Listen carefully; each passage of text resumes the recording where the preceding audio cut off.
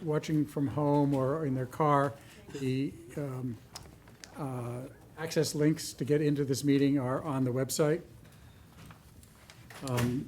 So joining us tonight is Select Board members Kevin Galligan, Mary Wright, Michael Herman, Mark Matheson, myself, Matt Runyon, as well as Town Manager Kim Newman, Assistant Manager Mark Reel, and Executive Assistants Molly Bates and Laura St. John Dupuy. So with that, I just want to let you know that if you're here for agenda item number 10, it's going to get moved to the end of the meeting. And the reason being that we have an executive session scheduled at the end of the meeting that needs to be done first. So if you are here to talk about that and don't want to wait till the end of the meeting, public speak would be what you should be doing. Please. We acknowledge with respect that we are inhabiting the traditional lands of the Wampanoag peoples who have always existed here. We value their roles as past, present, and future guardians of this land. Thank you. Next is announcements, and I'll just start off with one. I just, in case people here don't know, the town did lose a really great and important person this week in Len Short. And I think probably most everybody here knew him, and you'll know what a contributor he's been to this town for a long time. And so he will be missed. Any other announcements? Next up is public comment. So just raise your hand if you'd like to make comment. Alice? Thank you, Meff. I'm Alice Thomas, and I live at 25 Blueberry Island Road. And I just wanted to share two comments with the board, if I could. First, I was very disappointed to hear the deliberations of the July 29 ZBA meeting. I'm not going to comment on the content of the project, as those on the ZBA are much more knowledgeable than I. I have not followed the design since its first presentation by Union to us in May of 2022. However, I will say that what's evolved is far from what I envisioned and many others in terms of a village and a community to join our residents. I have several issues around the process that came up at that ZBA meeting, and including to what extent the public has been actively sought to engage in design. Also, the order and coordination of the boards and commissions involved in review, and the original intent of the residents in voting to appropriate tax dollars towards the project. All of those issues came up at the ZBA meeting. They were discussed and debated, not any conclusion, but I'm hoping the Select Board will contemplate these. I ask that the Select Board contemplate these issues and seek remedy. As a past Planning Board member, we had occasions where the order and coordination of boards and commissions in decision-making relative to development projects was less than ideal and created challenges. I think we need to take a look at that, how we share information as we're moving developers through the process. The second thing I'd like to mention is that when the Select Board last took up the topic of residential tax exemption, immediately following Brad's presentation, one member of the board said she needed more data before making any decision, and 3 of you followed suit on that. Before you take up this issue again, I would like the board to share with the public what those data points were that you needed and what you determined from those data points. Thank you. Thank you, Alice. Scott?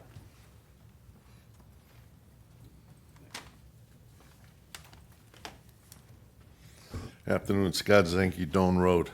Again, on the Governor Prince property, I echo Allison's sentiments. Also, the May 21st warrant at the town meeting, Article 23, it states in the warrant itself, and I'll cut down to Select Board and other Town of Orleans Affordable Housing Trust Fund to acquire by gift, by purchase, by eminent domain, or otherwise general municipal purposes, including but not limited to affordable housing. Looking at the plans from the 29th meeting this past Monday, that's all it is affordable housing. We will have a massive structure at one of the highest points in town that will dwarf the trail system that is directly behind it. Once the leaves are off that tree, you're looking up in a general direction just to the foundation, plus go another 40 feet to the peak. By having these laws where the state's given these guys authority to just run roughshod over all commissions except for ZBA, there's no access for rails to trails directly to Route 6. There's a pathway that meanders down, I'll call it the northeast corner of the property, which is basically a path for the people that live there. Wouldn't it be great to get off the trail, go 2 ice cream shops right there? Lost Dog, businesses that aren't accessible any other part, and we're just going right past it. A lot more planning needs to be done, and I think this thing needs to be scaled down tremendously. We have no control over who's going to live there. We build this thing for our teachers and police department, firemen, and they've got a shot to get there, very slim.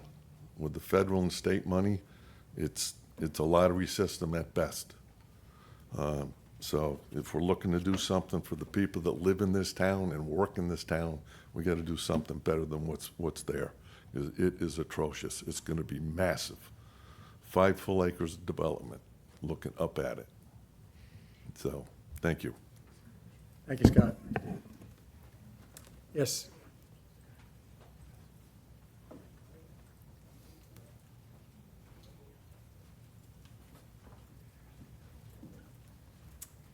I'm Lydia Dupertis, and I used to be Moore. My dad, Charlie Moore, was a selectman here way back in the 1980s, and I speak for him today.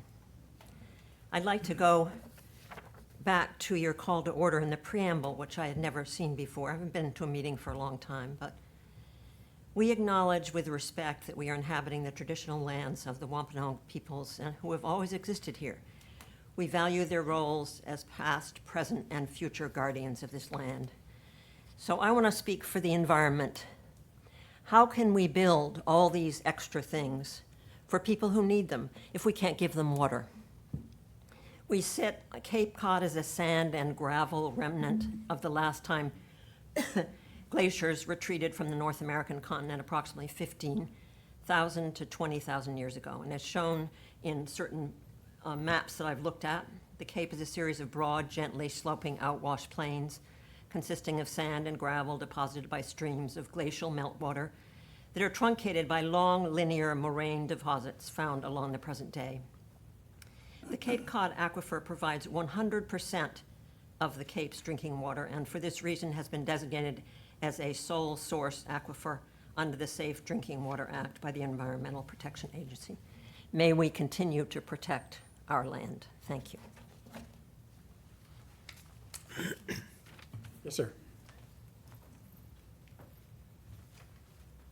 Ron Conti, Daily Terrace. Moved here in '93. I was here recently, and I decided I was going to do a little investigation. I visited FAR, talked to many people who are very unhappy with the management. They had nothing good to say about Penrose. You have a lot of Section 8, which that's part of life now. But the police go there every day. I went to see I talked a half hour with the police chief, and he was very subtle. Now, what can he say? You know, you have people there that are attacking each other, filing, distant things that you have to do, and it needs to be addressed somehow. Secondly, I paid a visit to the underground and I happened to catch up with the foreman. And it is a gargantuan project if you once you go inside. It's incredible. 6 buildings on 6A. Then the building inside is enormous, 3 floors. The other ones are 2 floors. And they're starting to go condos around. Looks like it's going to be real nice, but they're going to have Section 8 there too, supposedly. My feeling about Governor Prince, and I always felt this way, that we needed a community center in Orleans, and that would have been an ideal spot. I think that if we go ahead and build another 70 units or more, as it says, up to 350 units, which I said before, we're going to flood this town. And the beauty of it, of people coming here for baseball games and Nauset Beach and seafood, they're not going to come. We have to be careful of that because this is a delicate town. Thank you. Thank you. Anybody else in the room? Bill?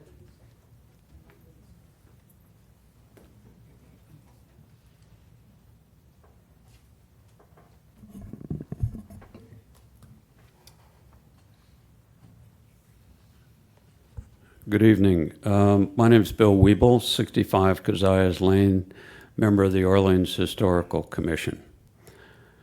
My interest in the project before the ZBA was initially simply one of a member of the Historical Commission. I was looking to see if we could get an archaeological survey in place as a condition of both demolition and building on the site.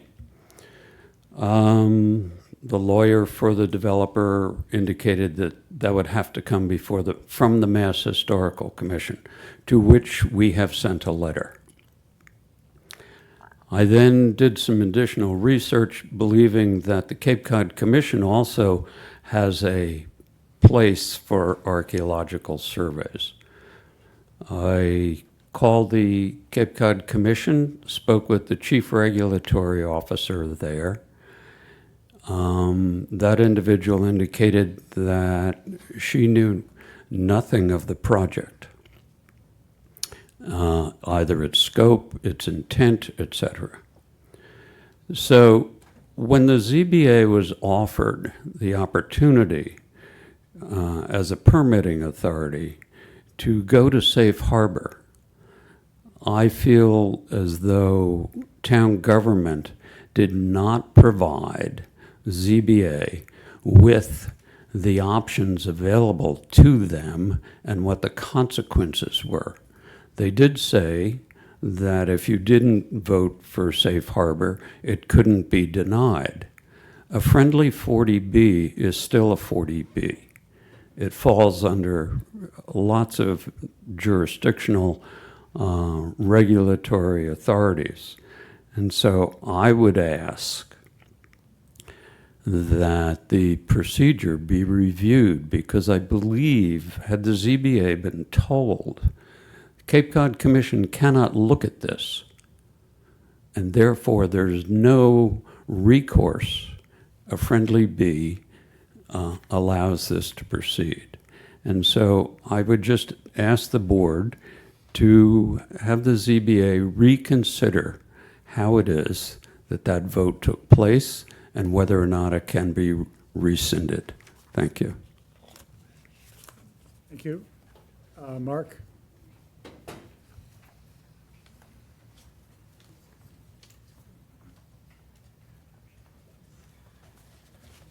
Thank you. My name is Mark Norjo. I live at 94 Barley Neck Road.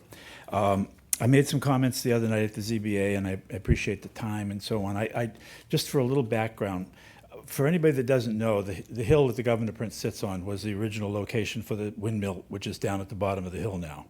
And it's historic to this town. But what sort of gets at me a whole lot is that what brought people to Orleans, vacationers who have been here for 40 or 50 years now, came here for what Orleans used to be. And this project is going to twist that whole thing around. We have a lot of giant homes in town now which are not lit during the wintertime. And this will be lit for sure, but it's gonna tower over top of the church, and it's over the top of the art gallery and so on, and it's like 100% used up. And I believe it was Mr. Zinke that mentioned that nobody is gonna have the right to park their bike at the bottom of the hill and walk through. Probably would not be stopped, but anyway, I would like very much to ask of the select board that they reconsider whatever action happened. I don't think that the townspeople, and I understand there is going to be something in the Chronicle today or tomorrow, which is going to show the townspeople what this project is. I love the hack application and the Habitat for Humanity. I think those are excellent, but I think the giant building at the top of the hill is going to change the character of that neighborhood and of our town. We already have large, giant projects. So really, bottom line, what I would love to ask of you folks is you would consider the possibility of asking the ZBA, getting behind the ZBA to change, probably deny the existing plan, table it without prejudice so that later on it can be revisited, and allow the HAC and Habitat for Humanity applications to go forward in some form, but the large thing needs to be settled out. We have yet to see what's going to happen at the former Cape Cod 5 and the project down at the underground.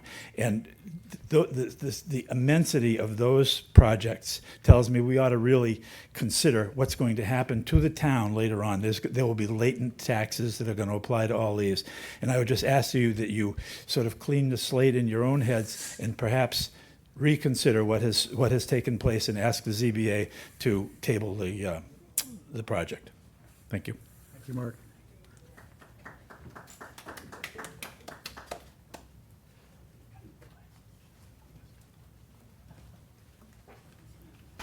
Hi, I'm Mary Little, 28 Brick Hill Road. I support everybody that's spoken prior to me about the Governor Prince, but this is a question that's way down late, but I went to, after the town voted to spend the money to buy the Governor Prince, I think there was a charrette at some point, I can't remember what building it was in or whatever, but I went. And people were talking about things to do at the Governor Prince, and then somebody said to me, I can't even remember, they said, oh, well, it's going to be housing. And I said, well, no, we haven't been voted on that or anything. My question is, who made that decision that it was going to be housing, and when did that happen? Thank you. Thank you. Is there anybody else in this room for public comment?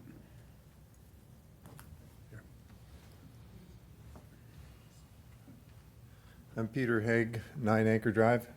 Yeah, I've been following this from the beginning, since it's partly, there was a number of us architects who were involved with trying to put proposals forward and suggestions. And we did a number of times, some of them are, I believe, are in the room, and they were not really even paid much attention to. We tried to make it a project that wasn't all affordable housing. And so anyway, that really got no support. The other evening, one of the selectmen who was here said that, where have you been over the last 3 years? And the reality is I've been very much involved in it because I've been very interested in it. But it all was a single focus idea of it being affordable housing with the big A. The thing that was a bit shocking to me, though, having followed this all along, and maybe I'm just sort of slow and slow to the table, but the whole idea that we purchased this property for however many $1 million. Great deal, we thought it was, and we've held it for as long as we have for all the expenses that it has incurred. But what ended up happening, we were told, we thought at town meeting, is that this was primarily for our young people. I have kids who've left the Cape because they can't afford to be here, and that this would be an option. And we were told the other meeting that originally 70% of them would be reserved or at least preferred for local people or had some kind of local connection, and the town could establish what that local connection would be. But what we found out is that as soon as there's a turnover, then the other 30% would sort of be open to the statewide lottery, okay? But what we found out, I found out for the first time, is that once that turnover occurs, it's open, that, say, a young person or family who was Orleans resident, once they left, that doesn't revert back to the 70% that prefers the town, it would be preferred for the town. It goes back to the general statewide lottery. And I do question, given all we've heard in the past while, is where is this, the money is being controlled by the state. The state has an agenda at this point, and that we have fallen prey, I think, to a financial incentive that is not in our best interest. It may be some other town, but not in the character of Orleans. And I'm sorry that I'm hearing about it now. And I imagine there'll be other people who are hearing about it as well. Thank you very much. Thank you, Peter. Anybody else in this room? Stephanie?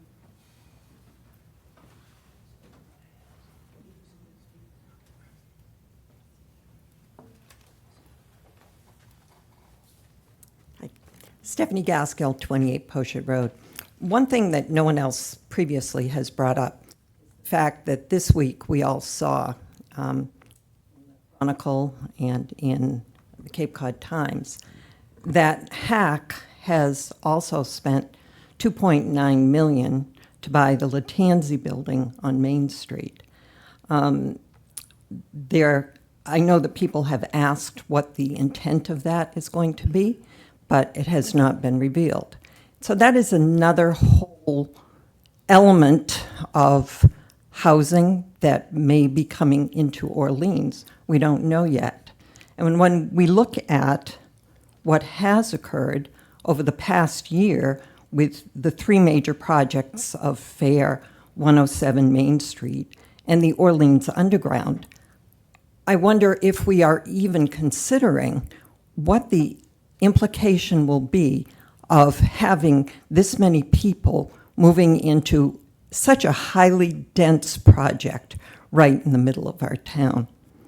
The other thing is I have attended all three of the ZBA meetings. And what was startling to me was the difference between the May meeting when the specter of safe harbor was still there and how the developers were very agreeable to listening to modifications. And they talked about how much input the town would be able to have. But by the June meeting, when a modification was presented, the tone totally changed. And at that point, everyone was told, no, that's a design change. We won't do a design change. And all that we have been able to be talking about since that time was making tweaks to that large building. Other than that, there has been no other change allowed. So I am very disturbed by the direction of all this, and I hope that there is some way that the town can reconsider where we are on this. Thank you. Thank you. Anybody else in the room? Peggy, is there anybody online? Don't see any hands raised. Okay. So that I'll call an end to public comment, and we'll move on to the public hearing, which is about 10 minutes late, but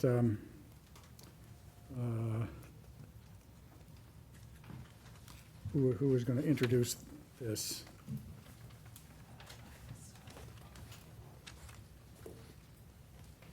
So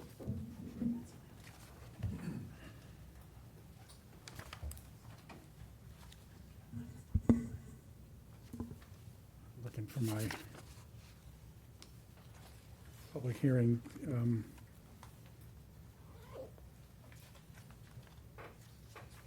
Document, yeah. In the packet. In the pack. Anybody can read it. Okay, hold on.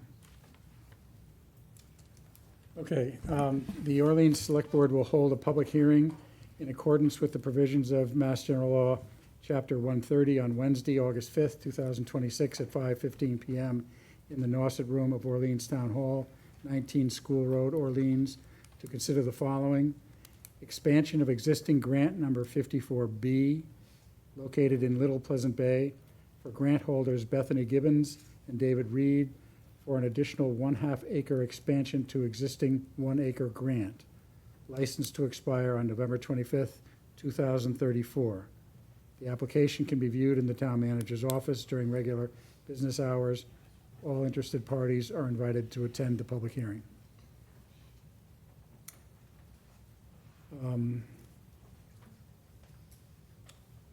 Is Nate here? Mr. Chair, Hi, Nate. I knelt beyond my new How glasses. did you do that? Right. Magician. Thank you. If you remember, it wasn't too long ago that Bethany Gibbons and David Reed came in, and we added Bethany's name to David Reed's grant in Pleasant Bay, and she's been hard at work out there. That was one of the provisions of the new aquaculture regulations, that we were able to add a second name to an already established grant. Well, Bethany's lit a fire under that grant, and she's being super productive out there, and she meets the minimum requirements, her and David, for an expansion of an additional 1/2 acre. So the purpose of this, Bethany Gibbons and David Reed presently share Grant 54B, a 1 acre shellfish grant in Little Pleasant Bay. This is advise you that I've reviewed the attached application submitted by Bethany Gibbons and David Reed for an additional 1/2 acre expansion of Shellfish Grant 54B in Little Pleasant Bay. The application meets the requirements of the Orleans Shellfish Grant Regulations and Mass General Law, Chapter 130. I ask that you take a vote tonight to allow for the expansion of an additional 1/2 acre. She meets the minimum requirements in the Shellfish Grant Regulations. And if you fancy to take a vote tonight, we can let her continue to farm out there and expand on what she's already doing. Would you like a Thank you, Nate. motion for discussion? If you want to make a motion, and then we can get into discussion. Mr. Chair, I would make a motion to allow the expansion of additional 1/2 acre to the existing grant license 54B issued to Bethany Gibbons and David Reed of Orleans, Mass. Per the application approved by the Shellfish Department on July 13th, 2026, with said license to expire on November 25th, 2034. This license does not grant any property rights. It does not authorize any injury to private property or invasion of private rights. Second? Motion's made and seconded. Is there any questions or discussion? Hearing none, I'll call for a vote. Mr. Chair, it is a public hearing. Yes, we got a public comment. Sorry. Is there anybody in the public that would like to make a comment?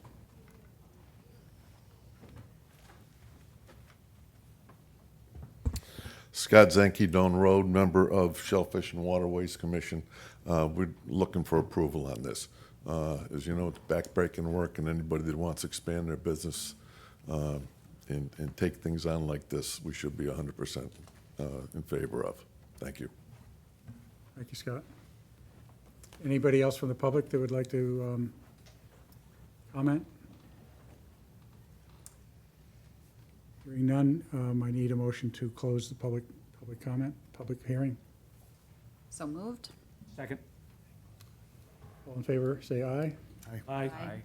So the public hearing is closed, and we'll move on to the vote that I believe has already had a motion and a second. Anything else people have to add? And then all in favor say aye. Aye. Aye. Be 5-0. Thank you, folks. Congratulations. You have a Good great luck. night. Thank you.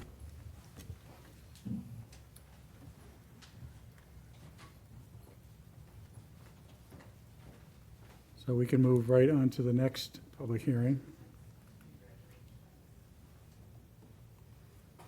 which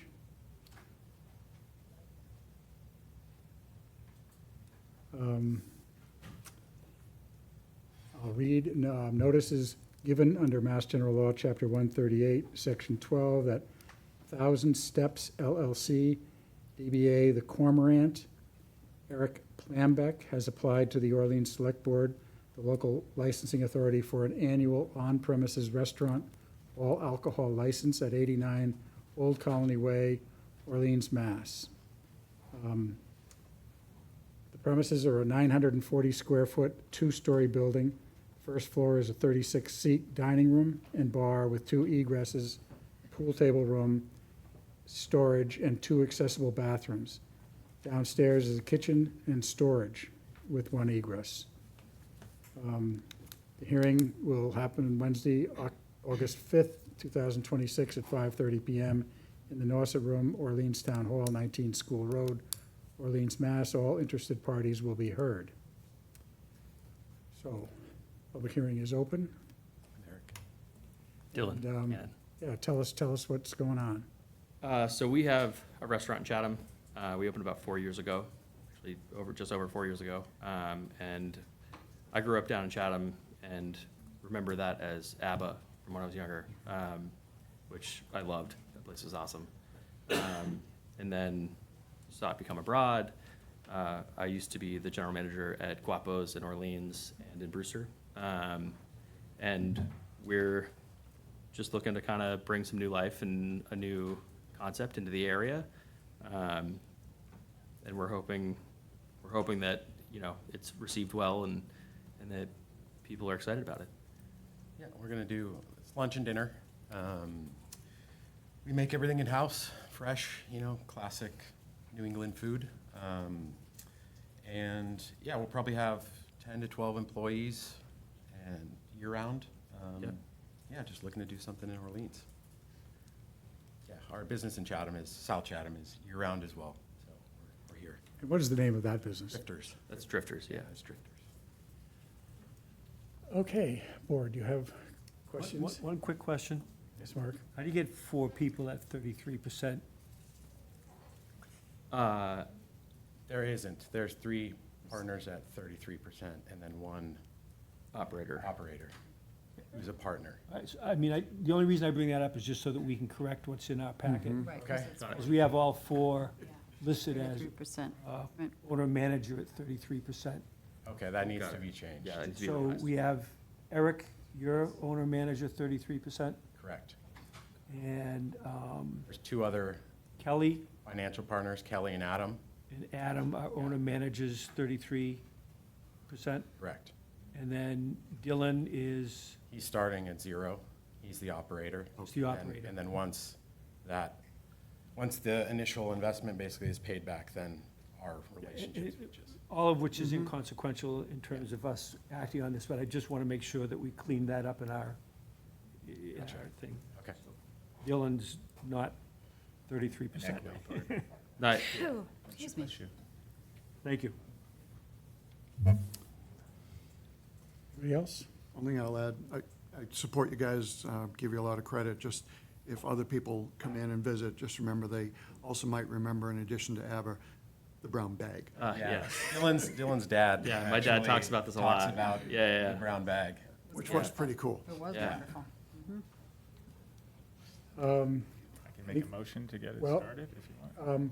Let me just ask the public first, and then we can do emotions. Is there anybody from in the room who would like to speak to this? Now is a good time for a motion. Sure. Mr. Chair, I move to approve the new annual on-premise Section 12 all alcoholic beverage restaurant license for Thousand Steps LLC DBA as the Cormorant, located at 89 Old Colony Way, Orleans, Mass. 02653. Subject to local state laws, including Town of Orleans liquor licensing rules, MGL Chapter 38, and final approval by the Alcoholic Beverages Control Commission, ABCC, unless it is revoked sooner by the Select Board. Said license shall expire on December 31st, 2026. Second. Motion's made and seconded. Michael, could I also get a motion to close the public hearing? Sure. Mr. Chair, I make a motion to close the public hearing. Second. All in favor, say aye. Aye. Aye. So the public hearing is closed. Now we're on to the main motion. And is there any further? No, other than Discussion? we're excited to have you. Yeah. Thank you. Excellent. So are we. So, all in favor, say aye. Aye. Aye. Wish you the best of luck. Thank you. We There have you a go. few other things to Yeah, get to. you got us for a couple, I think. Yeah. You stuck with us, sorry. Hand over this. Um, Sure.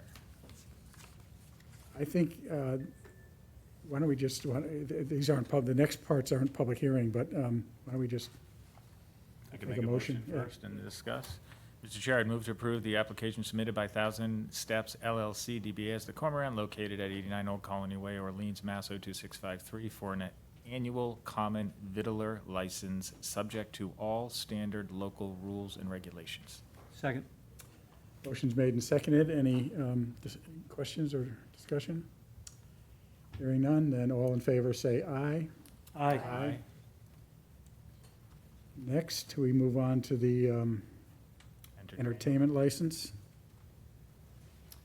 Mr. Chair, I would move to approve the application submitted by Thousand Steps LLC, DBA as the Cormorant, located at 89 Old Colony Way, Orleans, Mass. 02653, for an annual entertainment license Monday to Saturday for the operations of 2 pool tables, 11 a.m. to 1 a.m., subject to all standard local rules and regulations.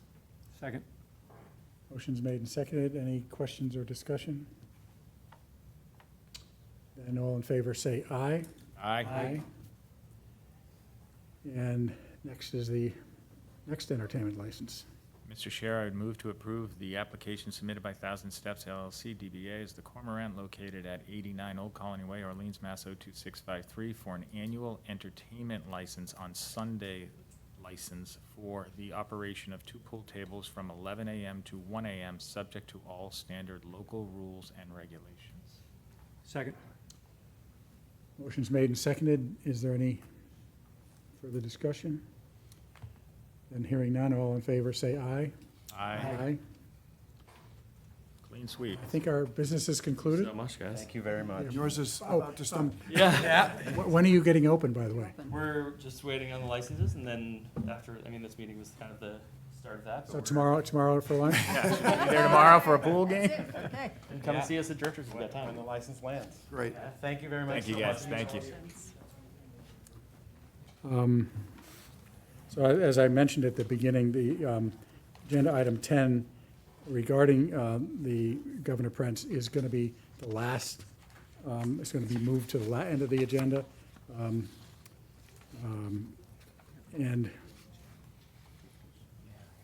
so we're going to move on now to the fire chief, our agenda item number 11.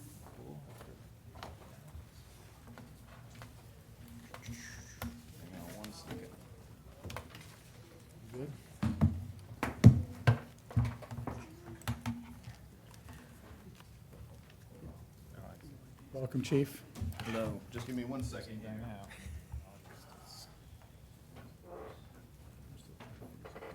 Unplug this.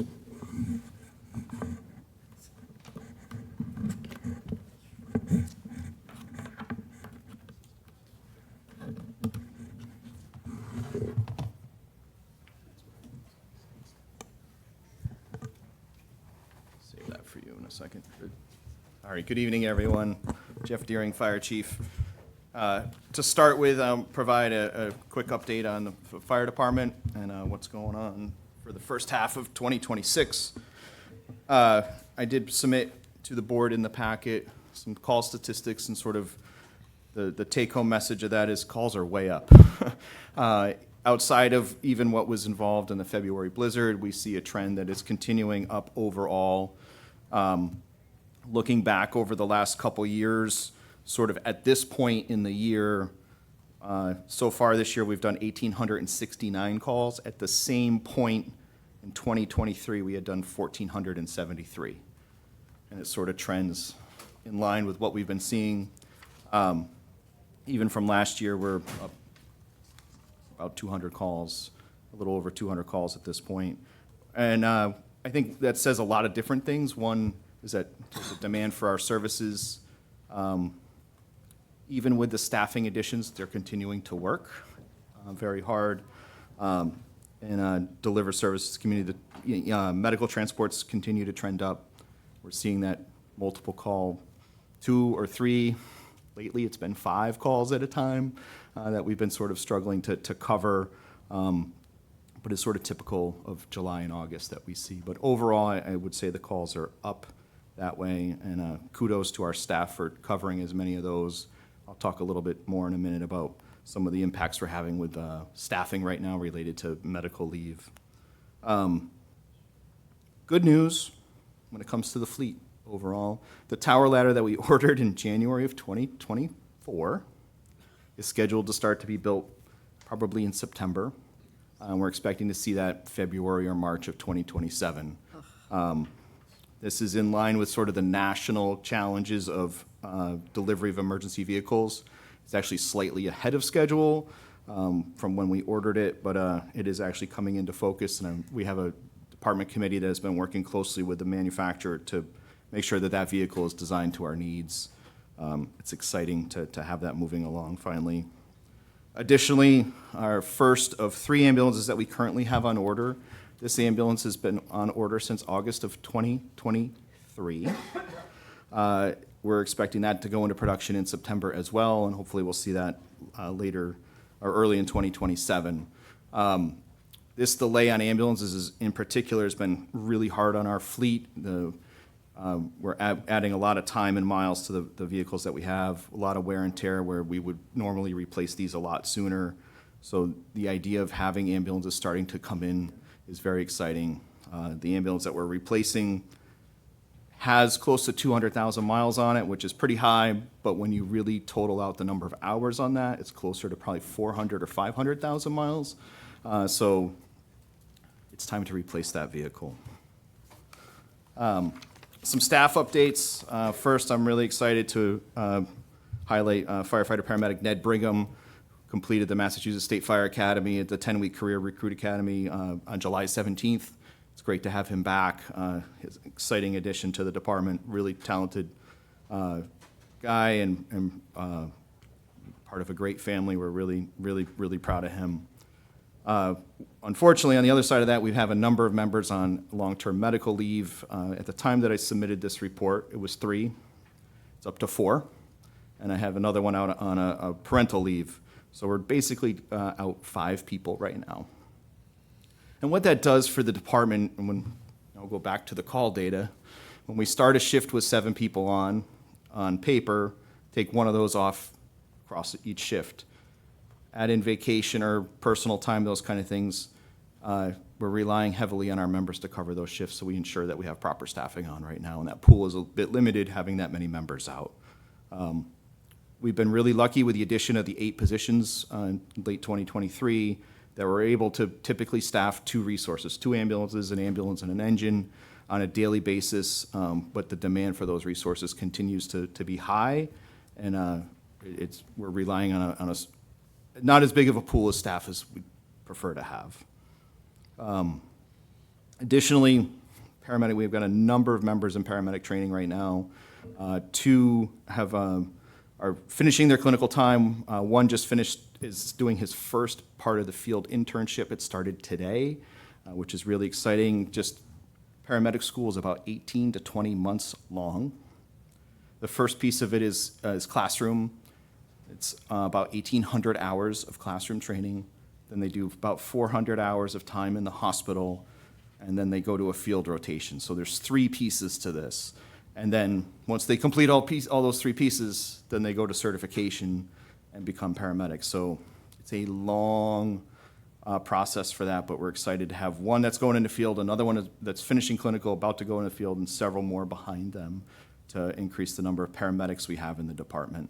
I think it's always good to acknowledge Deputy Chief Gula and his ability to get grants, because a lot of this is being paid for by an Assistance to Firefighters grant, a federal grant, and that grant was $231,000 that he was able to get last year to cover a lot of that training. We've been working on professional development in the department, so 7 of the members completed a Fire Officer 1 training, which is a 40-hour training, and then 4 more completed Fire Instructor 1 training.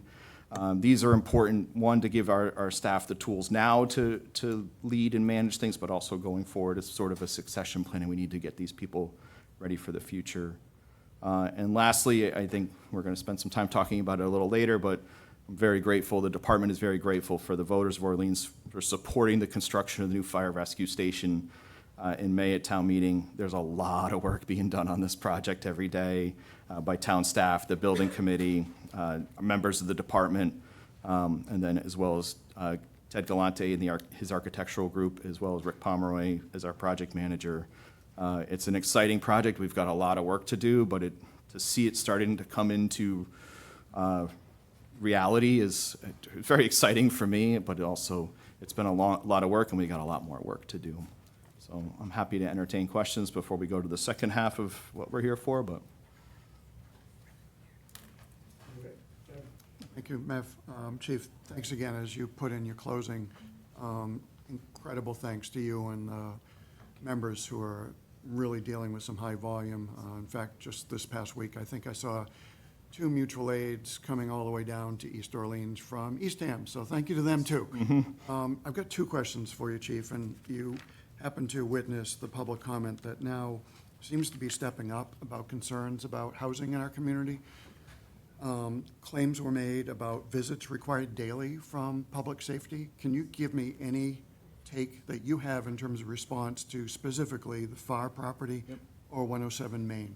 Has that been part of the increase, or is that different story? I would say we have responded to both of those locations at different points. As far as a significant increase or a significant effect on the call volume overall in the department, I would not say that there's a significant increase in the total number of calls. Fine print, next part of that. The Fair Building at 19 West Road is a humongous building. It is from a fire protection standpoint, it is a challenging facility because of its size and the number of people who live there.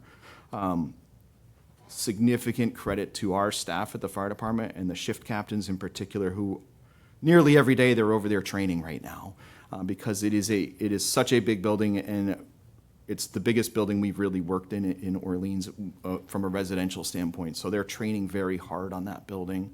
But from a call volume standpoint, I would not say the fire department is directly seeing that. And we just this morning had a meeting with the management of Fair to discuss some of the worries we have townwide. I don't want to speak for the other people that were involved there, but felt like there was some common ground, and we're working closely with them to address those things. At 107 Main Street, we have not seen a significant increase in call volume from that particular location. I have just one other follow-up, and on that last note, the board will recall with Penrose, the developer, we did execute a community benefits agreement that burned in a number of provisions, one of which was this training on a multi-story building. The second one is, and I see a finance committee member in the room, I think now the chair. David, your chair? Yes. Congrats. Overtime on the additional backfilling you're doing. Just give us a sense of what we can expect, so I don't want any surprises down the road. Now, we're watching it really closely, but with that number of people being out of work to begin with, will have an impact on the overtime budget. We are trying to manage it very closely, but with the call volume that we're seeing, we know we need at least 6 people on duty. We need to have those people there.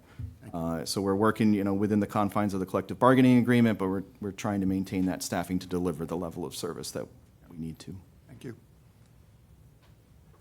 I just had, Chief, thank you for that. I think I just had one question about when folks go into this paramedic training, are they then, how is that working? It's a lot of hours, but that's the time that they're not in the fire department, right, active. So how is that also building into your? No, that's a piece of it as well, Mary, is that in particular, when they go into the hospital piece of it, the clinical rotations, we will typically take them off shift and have them accomplish their clinical time. And basically, in the equivalent amount of hours they are scheduled to for that work week, they would be assigned to clinical rotations. And the idea of that is to sort of, because the timeline for paramedic training is so elongated, if we can complete their clinical hours on a quicker basis, we can get them back that much sooner. During the classroom time, that is often separate from their on-duty time because of the schedule of the class. It doesn't always line up to when they're on duty. So there is an impact of that. And some of that is covered by the grant to cover that. Gotcha, great, thank you. Anybody else? Michael? Thank you, Chief. I guess, can you give us any more detail on the increased call volume? It looks like a lot of it happened during the blizzard. Yep. Is that, The large portion of it is during the blizzard, but I would say just for- January and February look. January and February, we were much busier than they typically are if you look back. But I would also say that like July of this year compared to last year, so 362 to 334, so there's about a 30 call difference roughly. But if you were to go back to 2023, it was 281. So I know that's not on the report, but I dug into it a little bit more because I wanted to sort of put some color to this. But that's what we're sort of seeing is that there's this, it's not all at once unless it's a blizzard, but Which we're is seeing good, this sort right? of, steady increase of calls overall, although, it fluctuates a little bit. And that's sort of the challenge that I surely feel as the fire chief is how do we manage that? Because we can't predict when the calls are gonna be. So we're trying to look at those trends of how do we staff? How do we look at that? When do we adjust the staffing if we can? But we're really seeing that sort of 6 on duty is at the minimum that we need to have. And, a lot of times, as Kevin said, like we saw 2 out-of-town ambulances coming into East Orleans the other day. Those things still happen even when we have those numbers working. You have 5 calls come in a 20-minute period. We just can't fully cover those. And if I can, are you seeing more like transports that have gone up? Yeah. It's the transports. Transports, we're seeing transports sort of steadily increase, but also the types of fire call, we're dealing with a lot of alarm calls and investigations that way. It's a really sort of an interesting thing that a lot more alarm calls. Many of them are real. There's carbon monoxide problems and things like that, but we have to treat all of them like something's going on until we get there. Yeah. But it's been an interesting, steady increase on those as well. Okay. Thank you. Chief, just in terms of the call volumes in the summertime, I mean, we know back, as Michael said earlier, January, February, the blizzard, there's a lot going on with that, obviously. But for the summertime periods, do you find that a lot of those are, this year, for instance, heat-related, elderly people, heat-related calls, or are the calls visitors, that are here, not necessarily year-round residents, or? Is there any- Without looking specifically into that data, I don't know that, but I will say that the medical calls that we've seen have been heat-related because it has been particularly warm, but that has affected all sort of segments of the age population of the community. Typically our call volume does sort of slant towards the 60 and up. Is sort of the most common user of the ambulance. But we've seen that, but we've also seen increases in, we had that terrible stomach bug go through, and we saw calls related to that, those kind of things. So it is definitely probably some visitors from out of, but I don't know what the percentage is. I didn't look at that number specifically. We can surely figure that out. Seeing some of the death tolls, sadly, from Europe with the Yeah.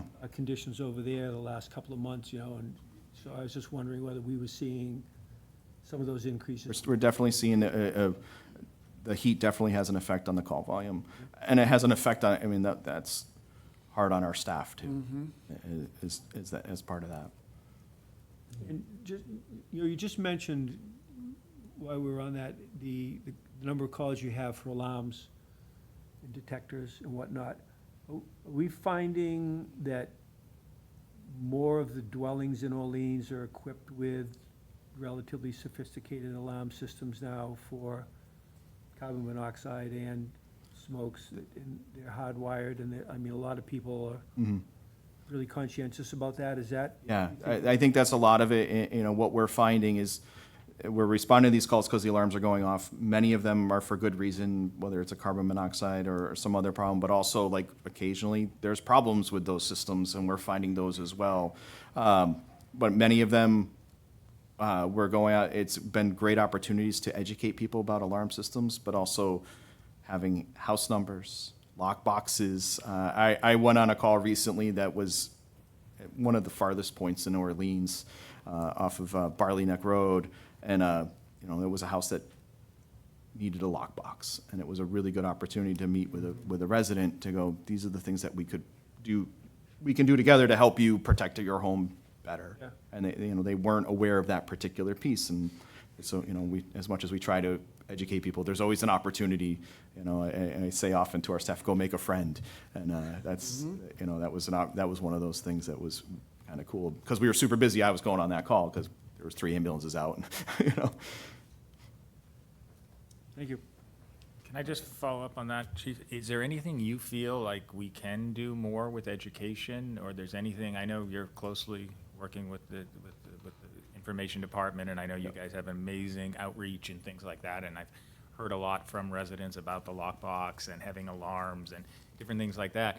And any of these kind of section calls, when you analyze the data, is there some things we could avoid or reduce slightly if people were more educated or aware of the options? I don't know. I think there's there's always more education to do. There's more, no matter how much we do, I would always like to do more. I think those opportunities include when people need help from the fire department. One of the things that we see most often is that they need to call 911. About 10% of the calls that we get into the fire department come on our business line. And really, if you need the services of the fire department, we hear, well, we didn't think it was an emergency. We didn't want to bother you. Those are the kind of things, like, the best way to get a hold of us is dial 911. But I think, you know, any opportunity we can to educate the public on using 911, lock boxes, those are big, house numbers are big. The File of Life program, which is a medical information card that we ask people to fill out. So if we do have an emergency at their home, we have that medical information immediately available. The list goes on. And I mean, helping people, we get calls occasionally from people, I need to get new detectors, what should I get? And it's outside of the typical when an inspection would be required because it's a change of hands in real estate. We do a number of those. So any of those opportunities, if people have questions, we'd rather that they reach out to us. But there's always more to do, more to do. And are these calls, if I may, Mr. Chair, are these calls a combination of the 911 and the business Yep. calls? So this is the aggregate of, okay. Yeah, the numbers that you see are the total responses that the department does, regardless of where the call came in. Okay, so, and you respond to every call? Yep. Even if it's just a question on fire detectors? If that wouldn't, if there's a vehicle that responds to that address, then That's yes, what these that's numbers what, are? yes, yep. So, okay. Thank you.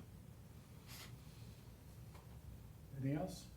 One other quick thing, just to note, because we have had that discussion in the past about the long lead time for emergency vehicles, that I noticed a few weeks ago that Senator Warren is pursuing that, introduced, I think, legislation is looking at the fact that what you alluded to before, that there's only 1 or 2 companies now, the monopolies have taken over, and only 1 or 2 companies that are making fire engines and ambulances, rescue vehicles in the country, and so the price has gone up and the timeline's been extended, and so there's potentially federal legislation that may go forward. I don't know if the fire departments are tracking that or weighing in on Yep. that or not, but that might be a ray of sunshine in that whole thing for the next round of equipment.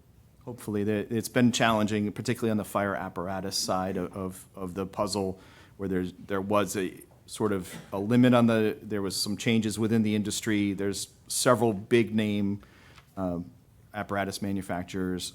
One of them is Pierce, which is where our ladder truck is coming from. It is owned by Oshkosh. It's a big company. And part of it was costs went way up and demand went way up. And then on the ambulance side of it, what we saw, there was significant demand for ambulances. The manufacturer, the vendor that we've been using for ambulances since the 80s to keep consistency with the fleet, their capacity to build ambulances is about 250 to 300 ambulances per year. They have about 800 pending orders, and they have 3 engineers. So the challenge of that, and there was a period of time where chassis was limited as well, but that sort of has righted itself. But now there's just such a backlog of demand of these vehicles that they're trying to catch up. And we're seeing that sort of now starting to really get better, but there was a period of time where nothing was happening, it felt like. But we're also tracking what is happening at the federal level. The state chiefs has met on this on a number of occasions to sort of see what's going to happen as far as this federal stuff goes related to the apparatus manufacturing. You all set? Part one. Part one. All right. Thank you. I'm going to move on to part two, if that's okay. Part two comes under the emergency management umbrella.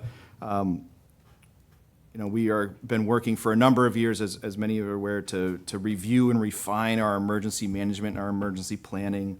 We've had a tremendous partnership with Mass Maritime Academy Emergency Management Program since 2018, where we've worked with them to bring in interns to work on various projects related to emergency management and emergency planning for the town of Orleans. The students bring in really great knowledge because their course load is directly related to these items, and they can put time on task to these projects that maybe we don't always get to at the town staff level. And at the end of these internships is sort of a win-win for everybody, is that the students are able to come up with a project that is valuable, they can exercise the knowledge that they've had, but also the town often gets a product out of it that we can apply in real time during these events. This year, this summer, we were lucky to have Luke Sacco, who is a up-and-coming senior in the emergency management program. He's originally from Uxbridge, but been working with us in the town since June, and primarily working on really two projects. One is the Emergency Operations Center, which is located in the police station, as many of you know, but having some of the programs that we need to get that up and running. And he's created some checklists and some other documents to help guide the different people that will come in and operate the Emergency Operations Center and make those jobs a little smoother. The second project that he just started on is related to some potential reimbursement to the storms over the winter and applying for some reimbursement on that. We're working closely with Rich Waldo, DPW, and Calvin Sutton at DPW to do that, and that's pretty awesome. But at this point in time, I'm going to turn it over to Luke to speak to what his project has done. Good evening, everyone. Thank you for having me. I appreciate it. As you've said, First Class Luke Sacco, Mass Maritime. And we're going to go over the new Emergency Operations Center. So first, I just want to go over the project purpose. Providing role-specific checklists.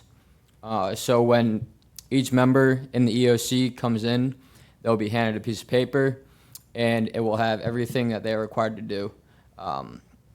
That piece of paper is more of a general statement. Obviously, certain emergencies/events require different things, but it's something they can use to, kind of get started, check things off as they go.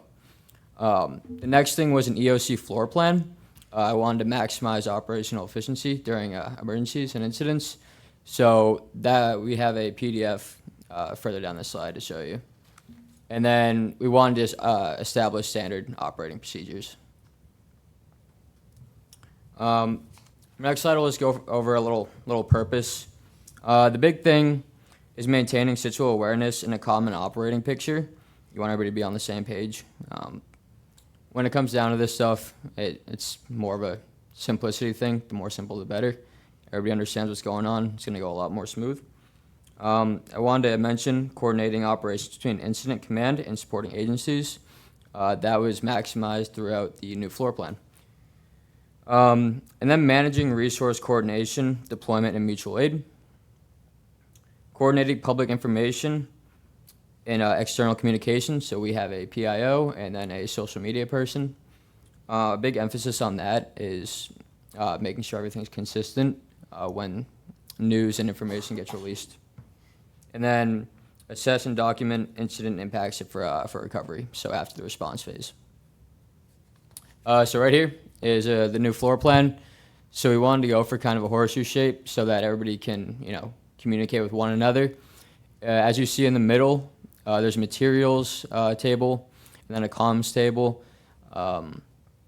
Yeah, we'll kind of delve more into that as we go on. So yep, here are stations: municipal leadership, PIO, emergency operating center manager, incident commander/commanders, fire and EMS, police, DPW, public health, schools, council on aging, Eversource, and materials. For communication, I just want to ensure that all phones and radios and computers are functional and ready to be used.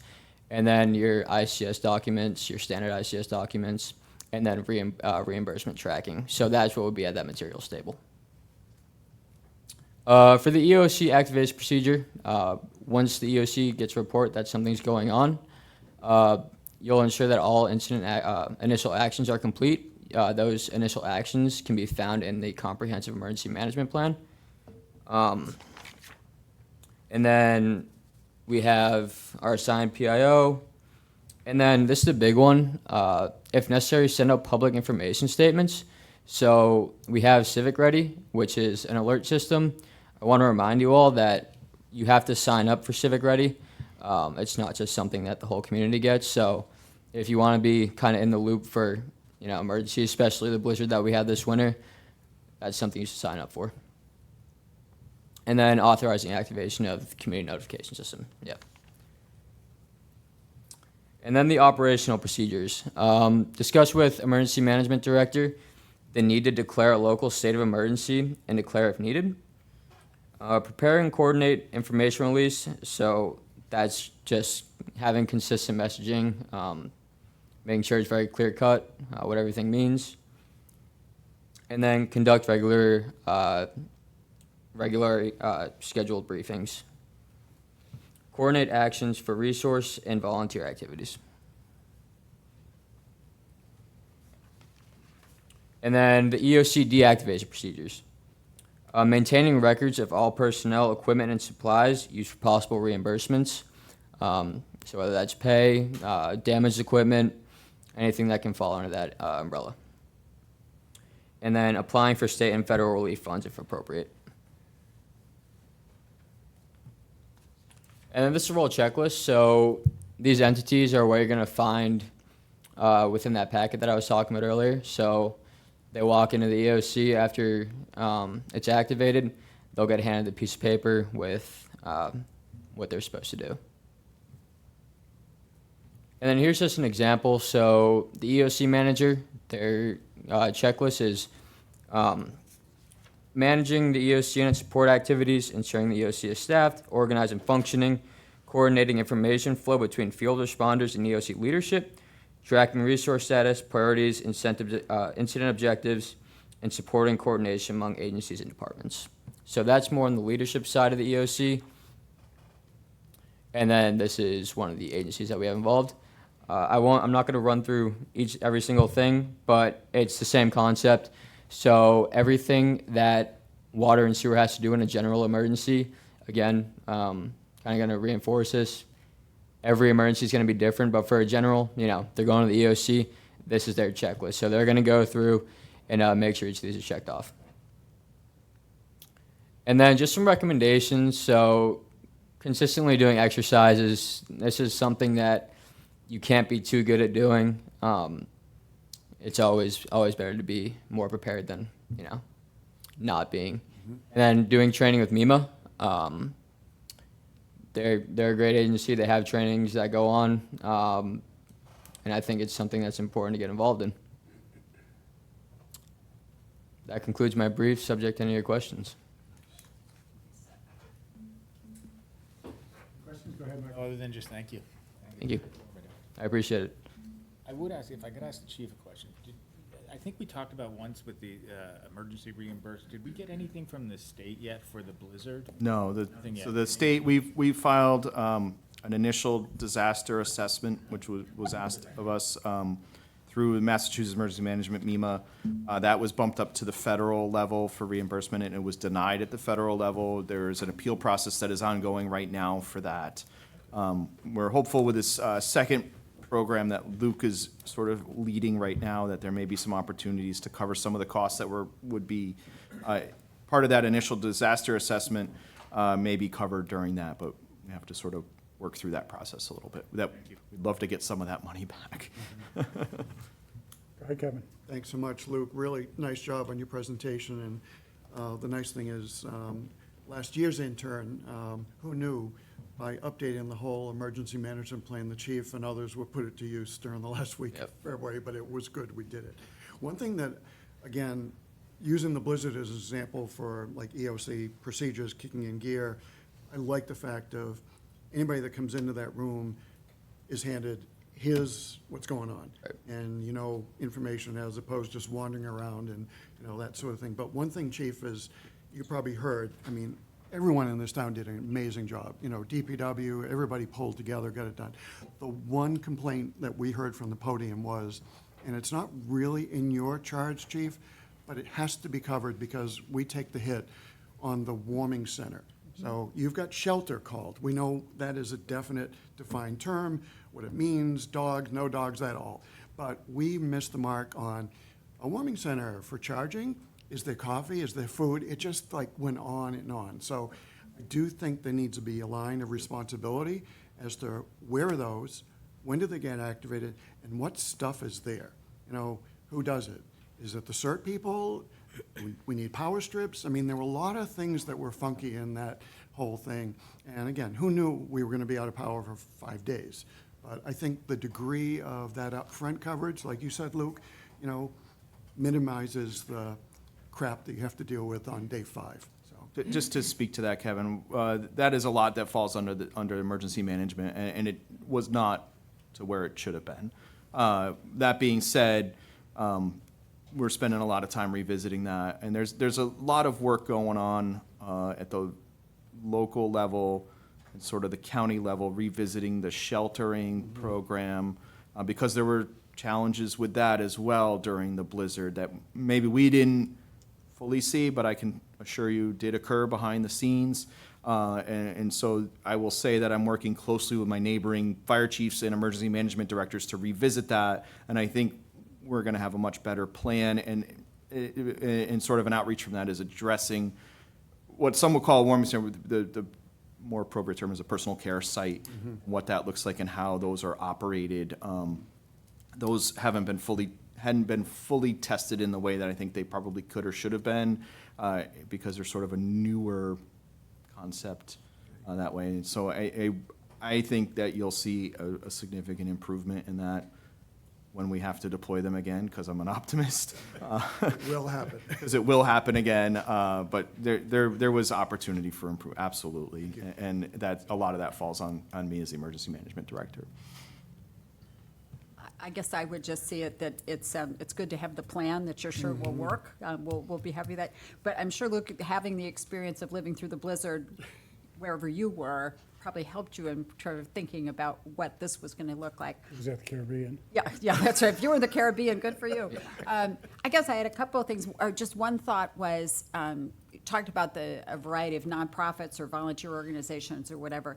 I think, you know, to be sure that everybody has that list of who all those people are, who can be called and should be called, probably is another checklist to be sure that that's there. But of course, I was beginning to think sort of the technology behind all this. You know, I was thinking, gee, but, you know, is there an app? Is there a something? Because I guess what I was seeing was also the need to, all these forms and all this stuff that's out there, being sure that everybody's collecting the same information in the same way. And so I'm thinking it's an app, but then of course, if you don't have power, it's sort of like, what do you do? So I guess I would just be, that's one thing I was just kind of trying to process was, what does that look like to be sure that, you know, people have the ability to have a centralized collection system, whatever that is, but what happens when there is no electricity, and how does that sort of work? So that was just one thing that came to mind, and I don't know the answer to it, but you can, you'll think of something. There's a number of programs, but it really, not to belabor this, but EOC stands for Emergency Operations Center, or Evaluate, Operate, Coordinate. And that's really what that space is for, is to get all the players in the room so that information is shared and we're tracking it. Yep. And what's going on? What calls are the police responding to for a wire sound? Is the fire department responding? Those are the kind of things that make that really important. And their standardized forms are online, but we have them in paper because we've learned. It will not work. We've had trouble with the technology. We're continuing to work through some of those technological challenges. Even right now, we're having worked on the town radio system to ensure that the reliability, because again, you need to have the redundancy for those things. Thanks. Do you have something, Michael? No, just a quick, has there been an update on the sheltering at the school? Because I know the generator didn't. So the short version is the issue that occurred at the Nauset Regional High School related to the generator and the heating system has been resolved. That was sort of an oversight, but there is a larger conversation going on countywide of how shelters are operated and where they are located and how they are managed. That is still in the very early stages. There's been some shifts in how that looks. And I expect to come back to this board at some point in the near future, hopefully in the next 3 or 4 months, with a better report on that. I don't want to sound like, I just don't have the information. There was some really significant stuff that we need to look at to ensure that the long-term viability of those things. And then sort of what those happen at the regional level as far as, where the regional shelters are, because that regional shelter system has a lot of value from a staffing and coordination standpoint versus each community opening up a shelter of scale, because there are significant staffing and logistical challenges that happen with that, but also let's make sure the town of Orleans is doing what it needs to do and to protect the citizens and visitors. So we're working on that right now, and I think there's going to be some discussion and some potential needs of addressing those things that I'm just not quite there yet. But the people can feel confident that. Yes. that Oh, there issue- will be, that issue is yes, resolved absolutely, in yeah. The regional Mhm. currently. Yep, the high school, that was sort of it happened, that particular piece affected the Nauset Regional High School because of the new construction. There was basically a programming issue, but a similar thing happened at the Cape Cod Tech related to the stoves wouldn't operate. They have a safety on them when they're on a generator, so they couldn't turn the stoves on. So those are the kind of things that you don't think of until you think of it. So you need it. Yeah. Right, but thank you. I think that's. Lessons learned. People at ease. Anybody else? I just have one thing, Chief. And this sort of goes across emergencies and isn't really in your control, but the lack of cell service and communication is consistently a problem with whenever we have these events. And I don't know if that's something we're just going to live with, or is there a fix being figured out somewhere? I think there's a lot of discussion of that capacity of the cell system, if you will. And I know I've talked to Representative Luddy about it on a number of occasions of trying to address that. During the blizzard, there was significant damage to lots of different levels of communication equipment through all the forms of communication. There was cell tower damage, there were power issues. We had significant radio system issues on both of the radio systems that we use related. So there was some time where we were back to tin cans and string almost. But I really do think that we have to continue to advocate, and that's something that I do on a regular basis, is we've got to address the cell phone coverage and cell phone capacity. We ran into that last year, right around this time, where we had an issue out on Nauset Heights, and we didn't have cell coverage using the cell providers that we did use. We've transitioned a lot of that equipment away to a different provider that has better coverage there at the emergency level, but that doesn't always address the public level. So we've got to continue to work on that. Thank you, Chief. Thank you, Luke. Thank you. Thank you, guys. Appreciate it.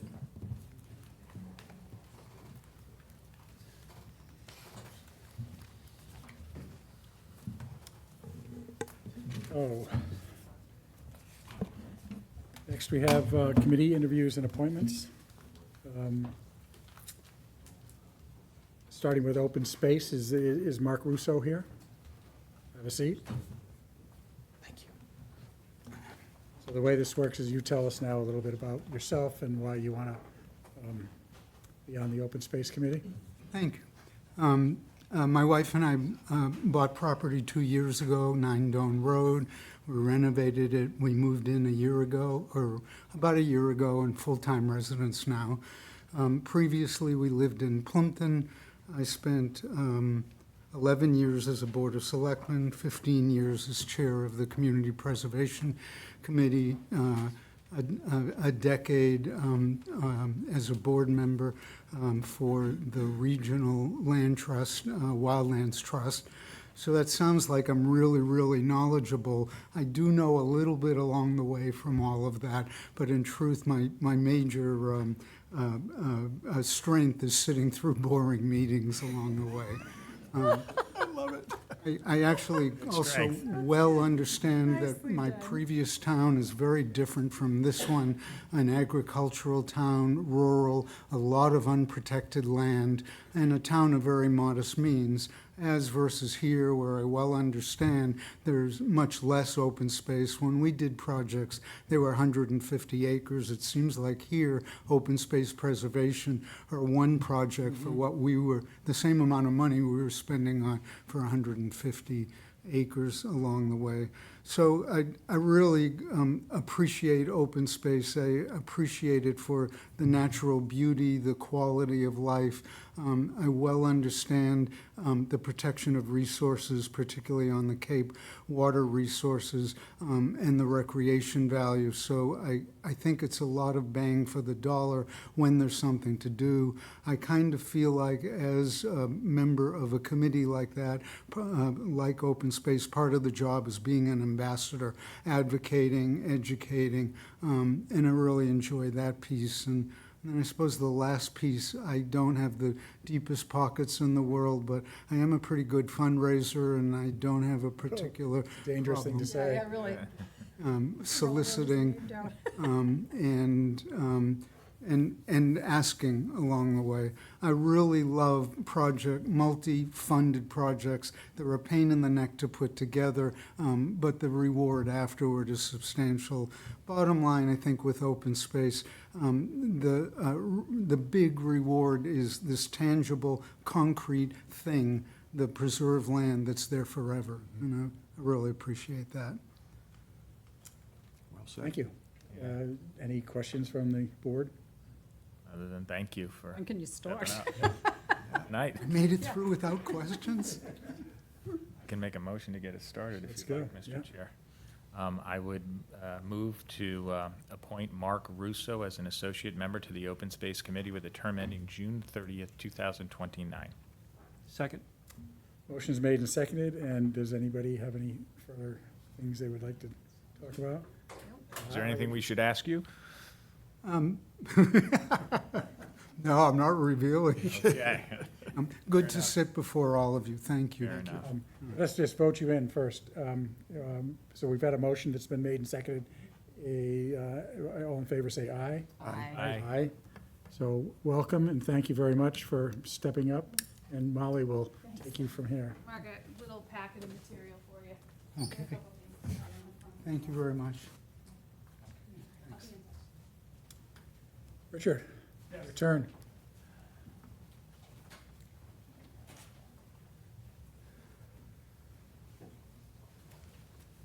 Thank you for this opportunity to meet. I suspect you're interested in why I'd like to join the Affordable Housing Trust Fund Yes, Board. please. All right. I've had a wonderful opportunity over the past year to serve on the Human Services Advisory Committee. We evaluated and approved 22 grants for FY27. This has offered me a deep dive into the needs of this community, especially its most vulnerable members. I've learned a lot about housing needs, food insecurity, and health concerns. I've called on these organizations and gotten to know their leadership. The key takeaway for me is that all these needs are interrelated, with housing at the very center, a key component. These are our neighbors, the men and women who make Orleans thrive. If we don't do a better job on affordable housing, the quality of life in our incredible town will suffer and inevitably decline. My skills as a potential board member are primarily in the area of financial analysis and credit underwriting. I worked in commercial banking for 25 years, retiring as an executive officer at a mid-sized regional. I've also spent 11 years in trust banking, asset management at the board level. For me, there's actually another touch point or connection, and that's with respect to the local faith community. The Homeless Prevention Council was founded in 1991 as the Interfaith Council for the Homeless. Habitat for Humanity, as I think most people know, began as a ministry as well. I understand this focus. I know how to talk to these people as an ordained Presbyterian minister. I think I've got something to offer. I'd like to help. Well, thank you. Any questions? Go ahead, Kevin. In your ministry, I'm going to call on you for some help right now. Were you here for public comment? I was not. Okay. Then I can't get your assistance. We heard from about 5, 6, 7, 8, 9, 10 folks questioning our efforts on advancing affordable housing. It might be worth watching. I'll do that. Thank you. Thank you. Anybody else? Yeah, if I can. I'm sure you're aware of our housing plan, and you've I am. gone through that. And is there any comments on that you would like to make?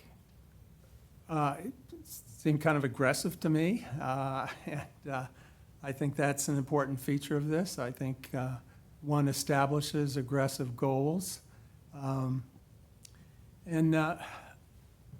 making sure that people are aware of this plan is important.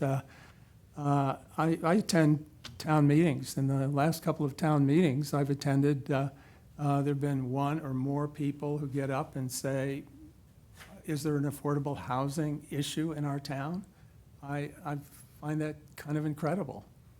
But until more people grasp this and get involved, we need to keep working on it. Thank you. Yep, I'll just say that I've been the liaison to the Human Services Committee, and so I've watched Richard in action, and I think this is a great fit, and thank you for raising your hand. You're very welcome. Thank you. Mr. Chair, I would be pleased to move that we vote to appoint Richard White as a regular member for the Affordable Housing Trust with a term ending June 30th, 2029. Second? Motion's made and seconded.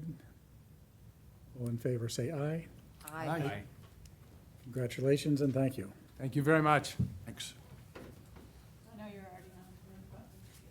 already on. Thank you, Mahoney.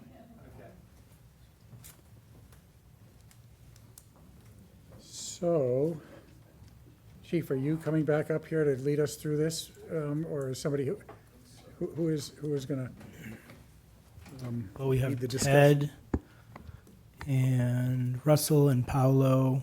We have Rick Pomeroy here. We'd have him come up.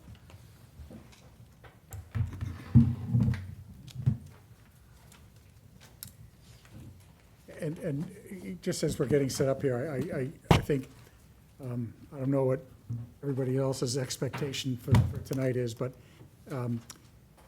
our interest tonight is solely on materials and not on color or other sort of design features. And I just want to make sure that we try to keep our discussion tonight focused there rather than let it wander to all the other things that people might like to talk about. Great. Want to add anything, Rick? Well, good evening. Evening. Richard Pomeroy, the town's owner's project manager. We have Ted here and Paolo here. Is Paolo with us? He should be. He Okay. might be They joining declined now. to join, but as long as they accept, they'll be let in. So we have Ted Galante here from the Galante Architectural here. Studio. Can you hear me? Yes. Yes. Yeah, okay. Good evening, everyone. And so why don't we just get right into the presentation and we can go for the Q&A afterwards. That makes a lot of sense. So good evening, and I agree. I think the idea here, we're gonna show 3 design options, and maybe just a hint of a 4th. But the point is, we have modified the building based on some public comment, really the size and scale and some material changes. And let me just say that at the outset, that I think the way the chairman has said as well, the colors are fungible, right? The colors can be worked out with the Architectural Review Board. There's a few more steps that will be taken, but what we really need confirmation on, for a number of reasons, is what materials that confirm the site plan, that everybody's in agreement with that, and the floor plan, which I think the fire chief is in agreement with, and then really that this is the size, shape, massing of the building, and what materials we're working with. In order to move the project forward, we need to go through those things. So I'll just click through, I'll ask someone to click through quickly, but we're looking at the public safety building. We're gonna talk about the site plan quick, the building plans quick, some precedents and 3D material renderings, material comparison discussion, and then some possible color options. So site plan quickly, Eldridge Parkway along the bottom. We have the building located with the fire trucks leaving through the white space, which is the apparatus bay, and the apron. Along the left side, there's an entrance to the building for people. We're separating people from emergency vehicles for safety reasons. There's parking along the left side, which is the west side, and then parking in the rear. There are a few emergency vehicles leaving in the rear of the building and going around on the east side for which is really the kind of the existing lane that the fire department uses currently. There's a small outbuilding in the back with that dotted line is solar panels, and then there's a solar canopy that passes along that side of the building. On the building, there are solar panels on both the gable roof portion and the flat roof portion. So in order to make the building net zero, that's the solar array that we are proposing. Next slide, please. So I won't go through the details of this. We could get really lost in the weeds here, but basically the area in red is what's known as the hot zone. The area in green is the clean zone, the cold zone, living quarters, offices. The red is the transition, the yellow is the transition between the two for safety. That's the first floor plan. The second floor plan is the next slide, and it's very similar. The red is really a double height area with just a mezzanine, and then the green zone is where all the offices will be. Excuse me, next slide. That's the roof plan, really just locating mechanical equipment and photovoltaic panels and such. So there are three options. We called this one clapboard because it's covered with clapboard. Whether there'll be actual clapboard or composite material is yet to be determined. We have a long path to go through to confirm the final material, but a clapboard or composite panel siding is the goal. There are different qualities of composite panels. We can talk about that. But the idea is to make it very Cape style looking by using clapboard. And in fact, we use clapboard on all three options that we're going to talk about. In this case, next slide, please. We use clapboard on the living quarters side, which is the left side of the slide, with the black roof, the photovoltaic panels up there. And we use clapboard on the right-hand side, which is the apparatus bay side, and that is one option. And then in between, there's a little brick kind of separator to keep the massing of the building down. And then the tower in the back is also brick. So it's a couple of images of this we can talk about. And I'll just state it again. The red doors can be black. The black doors can be green. We can do any color that we want to do, right? So this is just to get the idea across of the form, shape, size, that thing. We had a trellis wrapping around the building, or at least on the left-hand side. We've changed that to a farmer's porch. There was a lot of discussion about that, and the public was really interested in that. So we provided a farmer's porch. We've also made sure that it's very clapboard and Cape Cod style house looking. So that's what this is an image of. Next slide. Around the side, we see more of the farmer's porch. Excuse my voice. And then if we continue around, the next slide is the side of this is again the clapboard on the apparatus bay piece, and then the masonry, the brick on the tower piece in the back, the gray piece in the back. Next slide, please. The rear of the building, which is really the staff entrance, or people coming in for training meetings, would see this portion of the building. But again, it's clapboard on the two main volumes and then brick on the other two smaller volumes. Next slide, please. The outbuilding, we're also, in this case, proposing in clapboard, but that's, again, we can discuss that further. That's not really seen from the street very much. So that's the clapboard version. The next one is clapboard on the living quarters and gray brick on the apparatus bay. Next slide. And we're trying to unify the colors here, keep the building so that the gray brick picks up on the gray clapboard on the left-hand side. The living quarters pretty much stays the same as we showed it on the previous version, but there's a little stone separator between the two volumes where the ambulance would be. Yes, thank you. And then the gray brick is where the apparatus bay would be. Masonry is the most durable material for a building like this, and that's why we're showing it. Again, the doors can be painted. That's a smaller detail. Next slide. Same view from the street. Very Cape style with a clapboard siding and the farmer's porch wrapping around. The entrance is very clear. It's announced with a gable that opens up toward the street. Next slide. The side of the building facing the Nauset Field is a masonry side. There's some windows punched in there. We probably would articulate the masonry a little bit. We didn't. The renderings take quite a bit to do, but we would have some details to work out on some of these pieces. Next slide. That's again from the staff entrance and visitors that park in the rear of the building. Next slide. Outbuilding in this case is shown as masonry because we believe it's more durable. Next slide. The third option we're really not talking about because the building committee voted 5-4 in support of the version that has the gray brick on one side and the clapboard on the other side. But we wanted to just show the red brick. We wanted to show the select board and whomever public is watching what we presented to the building committee and what their feedback was. And so this one, if you want to just click through quickly, is the red brick on the right-hand side.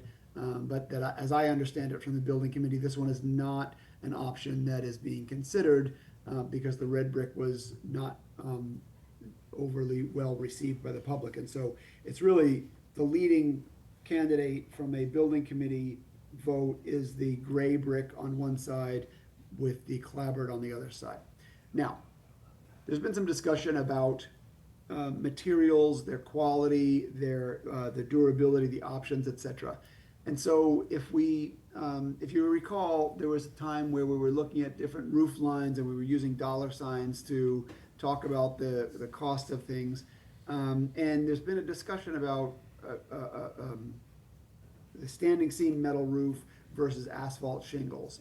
One of the things that we're trying to do here is spend your money wisely, not just immediate first cost, but for 75 or 100 years. And so we're trying to get this fire rescue station problem behind the town so that they really don't have to concern themselves with it again for a generation or more. And so on the left-hand side of this image is a standing seam roof with photovoltaic panels, solar panels. And the way to attach solar panels to a standing seam metal roof is that if the seam is vertical, there's a clamp that goes on top and grabs that seam. And so the roof is designed to hold that. The clamp clamps on and the solar panels sit on top. There are no penetrations that go through the roof. So the building envelope is preserved. So with a standing seam metal roof, you're getting a very strong, durable roof, and you're not puncturing it, you're clamping onto it, which it's designed to do. And so there's a slightly higher initial cost, more like a 40 to 70 year kind of lifespan for standing seam metal roof. Resists storms, it's heat reflective, and it's the right sort of there's no maintenance, it's very low maintenance. For an asphalt shingle roof, which was one of the questions, the initial costs are slightly lower, but you're really looking at a 15 to 25 year roof, which is not the lifespan that we want to put on a building like this. Storm damage, moderate. It absorbs heat, so it's not great from that environmental perspective, and it has moderate to high maintenance, we say, because it would have to be changed and replaced. But more importantly, the solar panel system, because we're making a net zero building, the solar panel system that has to be attached to the roof penetrates the roof, right? And so we're now going to put however many holes, 100 holes, on each side of each roof, and that doesn't feel like the best strategy for a project like this. So we are recommending the standing seam metal roof for the long-term durability, the clamping of the solar panel system, not causing potential future leaks by penetrating it with asphalt shingles. Next slide. There was another discussion about brick veneer versus some kind of composite or clapboard siding. And so on the left-hand side, we have something that says CMU insulated brick veneer, and then the right-hand side, CMU insulated cladding. Brick veneer is very obvious what that is. CMU is concrete masonry units. That's what the interior of the apparatus bay would be made out of. It's a super durable material, no maintenance, lasts forever. Rigid insulation goes on top of that on the outside, and then a brick veneer goes on top of that. On the right-hand side, we have the same CMU insulation, and then a fastening system, and then a clapboard or composite material goes on the outside of that. Same idea. The initial costs for a brick veneer are a little higher than they would be for a cladding system. The brick veneer will last for 50 to 100 years. That's why you drive into any New England town and you see buildings from, the 1800s, and they are still there because they're old mill buildings. They're brick buildings, and they last for a long time. The clapboard on the other side, or the composite material, has a 20 to 30 year lifespan. 30 is a long lifespan in that thing. They're more like a 20-year lifespan, but 20 to 30, depending on how much abuse. Impact resistance is something we think a lot about in public safety. A brick veneer building has a very high impact resistance. It is brick, right? Don't drive into a brick wall. We've all heard that before, right?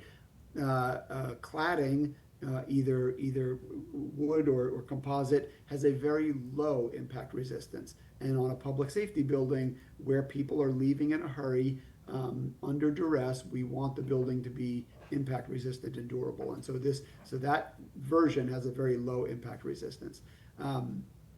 We think that the brick we know that the brick is very, if it were hit and damaged, it is repairable in a way that can match the rest of the material and be a long-lasting repair.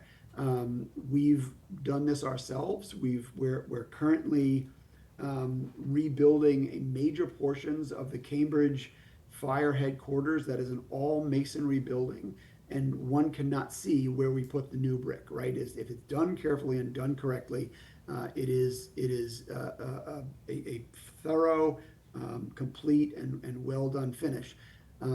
As opposed to, and brick doesn't fade or change color or warp or what have you. The cladding, on the other hand, has the capacity to warp, will fade, will change color over time, and so repairing something that was hit by a vehicle with the cladding will show up, right? It will be visual and exposed and never look quite the same. Unless the building is painted, which then requires maintenance. And so we believe that the brick veneer is the approach, the best approach here. Now, I said that both brick veneer and standing seam siding are more expensive first costs. Let me just be clear. Those are both included in the budget. We are not increasing the cost. The budget currently carries the products that we believe are the best solution for the town of Orleans. So we're not increasing the cost whatsoever. We're changing to the clapboard. The numbers are sort of insignificant in the overall picture because we still have to build the building and insulate it and clad it in some way. But just to be clear, we're not adding any cost here. Next slide, please. So there we have it. We have the clapboard with kind of a 20-year lifespan, less durable. Repairs are harder to conceal. The clapboard and gray brick, 100-year lifespan, more durable. Repairs are easy to conceal. And then we don't even need to talk about the third one. And so that's where we are, and where we're hoping the select board can provide us clear definition and vote on one of these options. And just as a Steve Jobs, but wait, there's more moment, if you can click to this slide. Between Monday and today, our team of deftly adept, capable people, smarter than me, can run computer programs very well. Russell and Tina and Paulo, Michael Palladay, all working on the project, generated this render, which is really all of the gray, all of the materials in gray, because there was a discussion about maybe there was a concern, maybe there are too many materials. And so this is just an example of, we need a decision on the materials, and we can modify the colors later. So maybe if we go back 2 slides, and then please ask questions, or we can talk.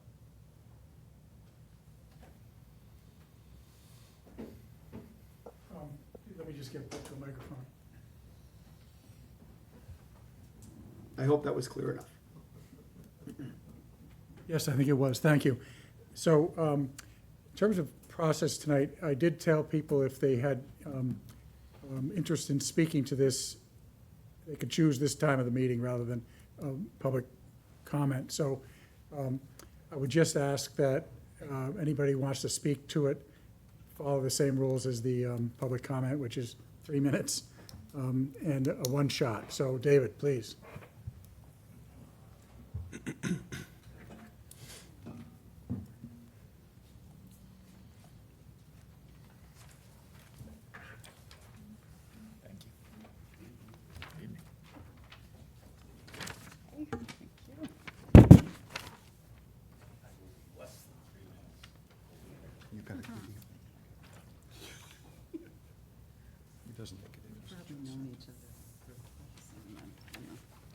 Good evening, David Little. I'm the chair of the Fire Rescue Building Committee, of which I can say that 7 of our 9 members are in the audience tonight, which is well attended by the committee. I think that indicates their interest and concern of what's going to be happening this evening.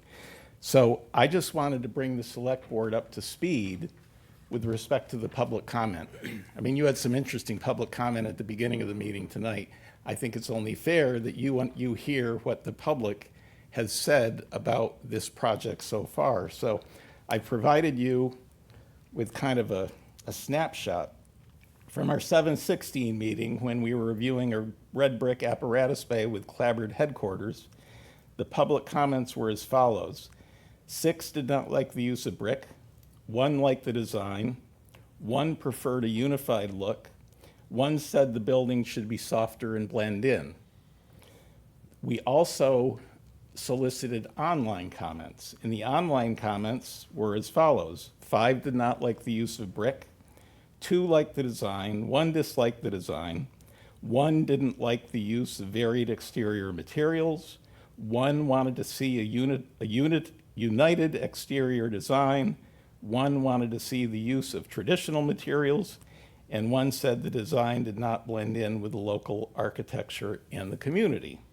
And then Ted Galante and his team put together the 3 options that he presented tonight to you.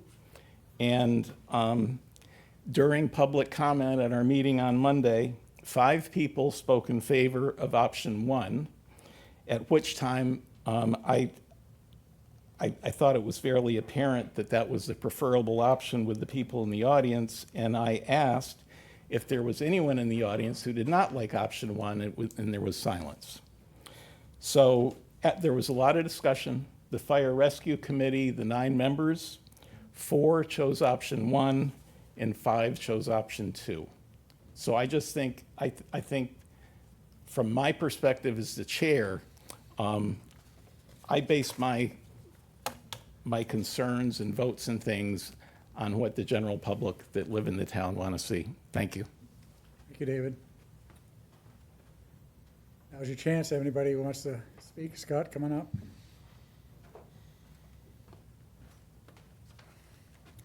Scott Zanke, Doan Road. The charge was for at least a 50-year building. If we're looking at a 20-year lifespan, we're not doing what the charge included. If we're building a 20-year municipal building, that's a far cry from when it's needed in emergencies. This could act as a shelter at some point in time. We don't know. But if we're building a building that's only going to last 20 years before we're putting money back into it, a few of us may still be here and catch the wrath for only building a cheap building. We've got $55 million to work with, the largest project in this town, and it better last over 20 years. Thank you. Thank you, Scott. Okay. Board members, who wants to lead us off? You know, as a member of the committee, Meph, I can just, you know, make note of the fact that we did have a couple of public hearings to deal with the design. I think as David indicated, that first meeting on July 16th, I think we were presented with the red brick option. And I think Ted, we've had this conversation already, Ted had talked about, you know, making a statement. This was a statement building in town, it was an important building in town and whatnot. And I think the takeaway from that first meeting was that the public really didn't want a statement building. We didn't need a statement building. We needed something that would fit in more with the neighborhood and the environment and Cape Cod, Orleans, and whatnot. So I think that that's why we saw at the next meeting, the red brick was still, yeah, it's out there. There was still some people that liked it, but the emphasis was put on having more of a monochromatic look to the building with a blending of whether it was all clapboard or shingle style composite materials, or whether it was a combination of those materials and brick that was the same color. Not the bright red, not the standout, but something that would blend in and fit. I think we did have a couple of discussions where we talked about trim on the building and how that makes things appear. You know, this rendering up here has white trim.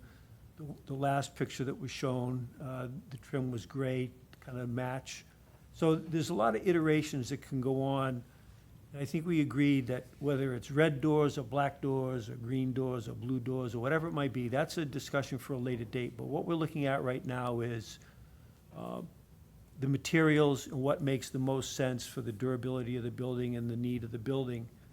And so, you know, our discussions about standing metal seam roof versus asphalt, and our discussions about the CMU with brick veneer versus CMU with composite materials on the outside to mimic clapboards or shingles. That's what we need to resolve tonight, is what materials, so that then we can look at moving the design forward. We need to know what the materials are so that we can then plan on heat loss, we can plan on energy efficiency, we can plan on all the things that were part of the charge of making this building, you know, as Scott alluded to, a 50-year building or more, of it being net zero. All those things, you know, stem from what we can do tonight is choose the materials and let the architects and the engineers go forward. So color isn't the issue. It shouldn't be the issue tonight. It's just strictly the materials and where we want to go with this. Thank you, Mark. Next, Michael. Want me to go around?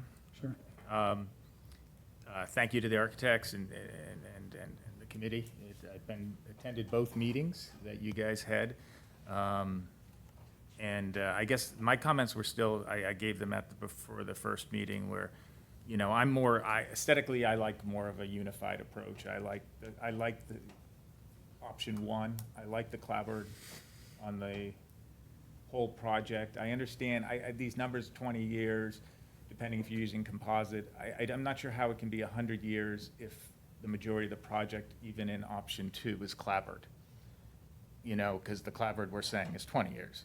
So that confuses me a little bit. I agree with the CMU, both of it, the structure of the building is going to last either way, no matter what option we choose. I like the more monochromatic, you know, my favorite public building I've seen recently is the Provincetown Police Station. I think they did an amazing job with that aesthetically, where it really blends in with the environment and you almost don't even see it now. So I think that's very important. I know we're just doing materials tonight, and I hope when we do colors and landscaping, there's a little bit more development too with the landscaping. Is there gonna be a flagpole there? What's the signage gonna be? And I know you guys will work on that. And so I guess for me, I appreciate all the work that's done. This is not easy decisions. I appreciate the committee and even David bringing us up all this additional information. But I would go for the metal seamed roof and a clapboard unified look. I love the last option that you showed. If you could pull that up, whoever's doing the clicker.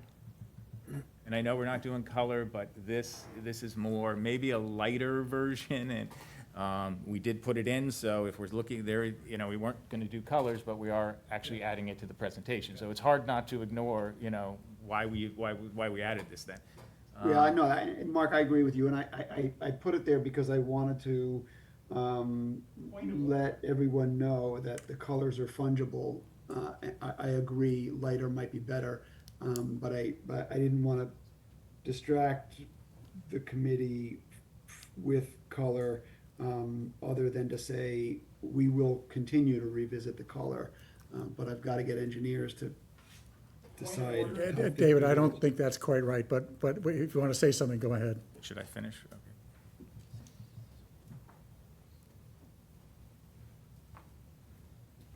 This was not presented to the building committee on Monday, and which should have been presented to the building committee if it's going to be reviewed by you tonight.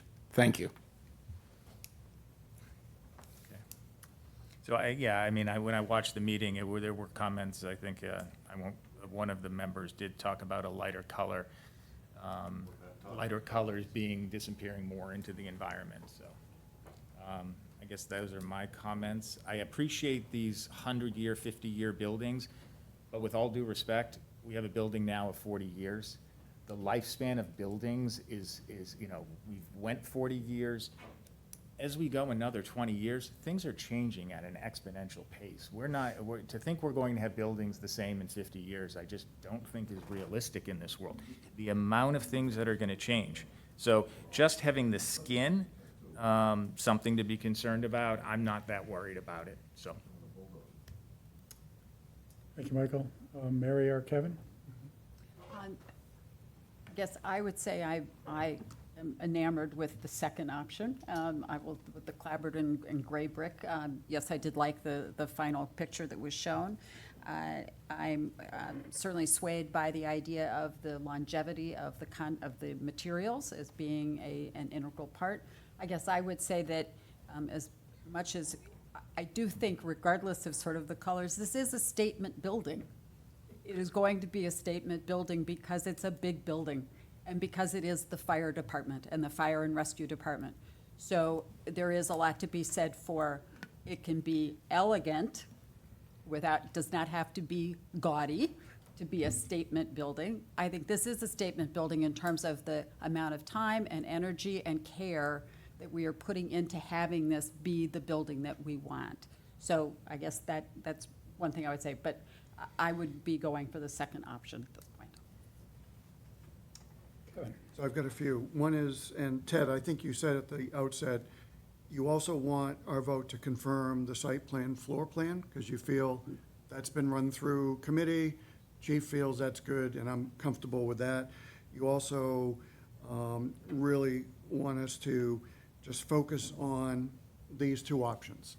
The only question I've got is, can I probe a little bit more what's in the outbuilding? Because everything you've presented so far, and I've watched the committee meetings, is uniformity. So the outbuilding's gonna be skinned and roofed and treated very identical to the main fire rescue. And I just have to ask, is that necessary? You've said, I think just today, and even during the presentation the other night, it won't be seen. So to me, you know, if it's not gonna be seen, then why do we have to dress it up so much? It's a fair question. We've done outbuildings in many facilities, for many facilities, and we often do them in a less expensive material. You know, in Northbridge, we have a masonry building with zinc siding, and again, another 100-year material fire station, and the outbuilding is covered with an inexpensive corrugated metal panel. We're doing a similar one in Salem, New Hampshire right now for the police department, and it's a precast concrete building with a corrugated metal panel. And so we often do them as less expensive buildings. So that answers, so we could do the same thing here. We can talk about doing that for sure. I guess but to answer your first part of your question, what's in the building, there are vehicles that are needed that are not needed as frequently, and the chief can probably speak to more details of this. Are not needed as frequently as some of the other frontline vehicles, and the temperature of the building is kept much lower, et cetera. It's not an occupied portion of the building. There's limited plumbing, maybe a hose, but no restroom, for example, that sort of thing. So it is gonna have some space conditioning in it? Yes, well, we have to keep the vehicles above a certain temperature, but Okay. yes. So, Mr. Chair, I would just say, again, if anybody was walking around anywhere on Cape Cod on Monday, realize this is a humid environment. This is a coastal environment.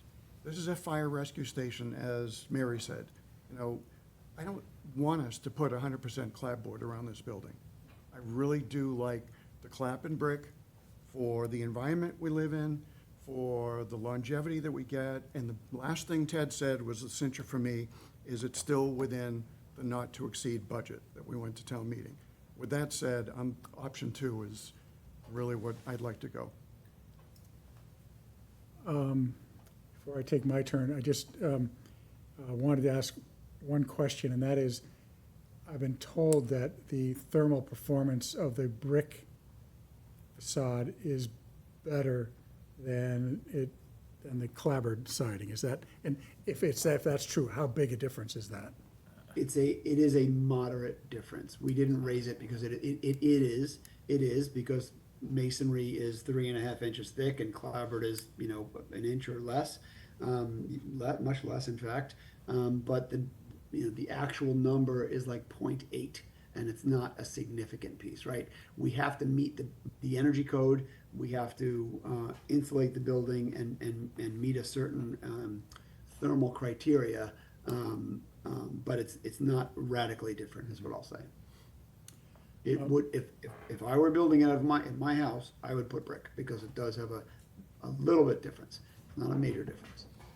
So with that said, the points that have been important to me in this process is what you're calling the unified look or the monochromatic facade. I thought that was the biggest aesthetic issue that I had, and so whether we choose clapboard or brick, we're still going to get a unified look at the front. I've also been told that if you stand 50 feet away, it's going to be kind of hard for the naked eye to tell the difference. So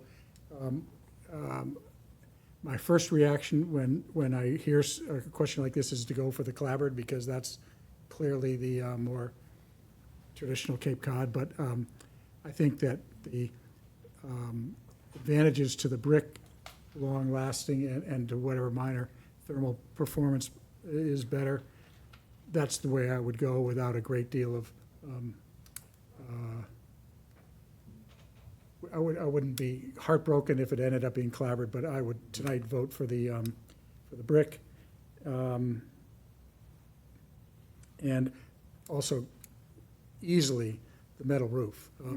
That's for a variety of reasons, so.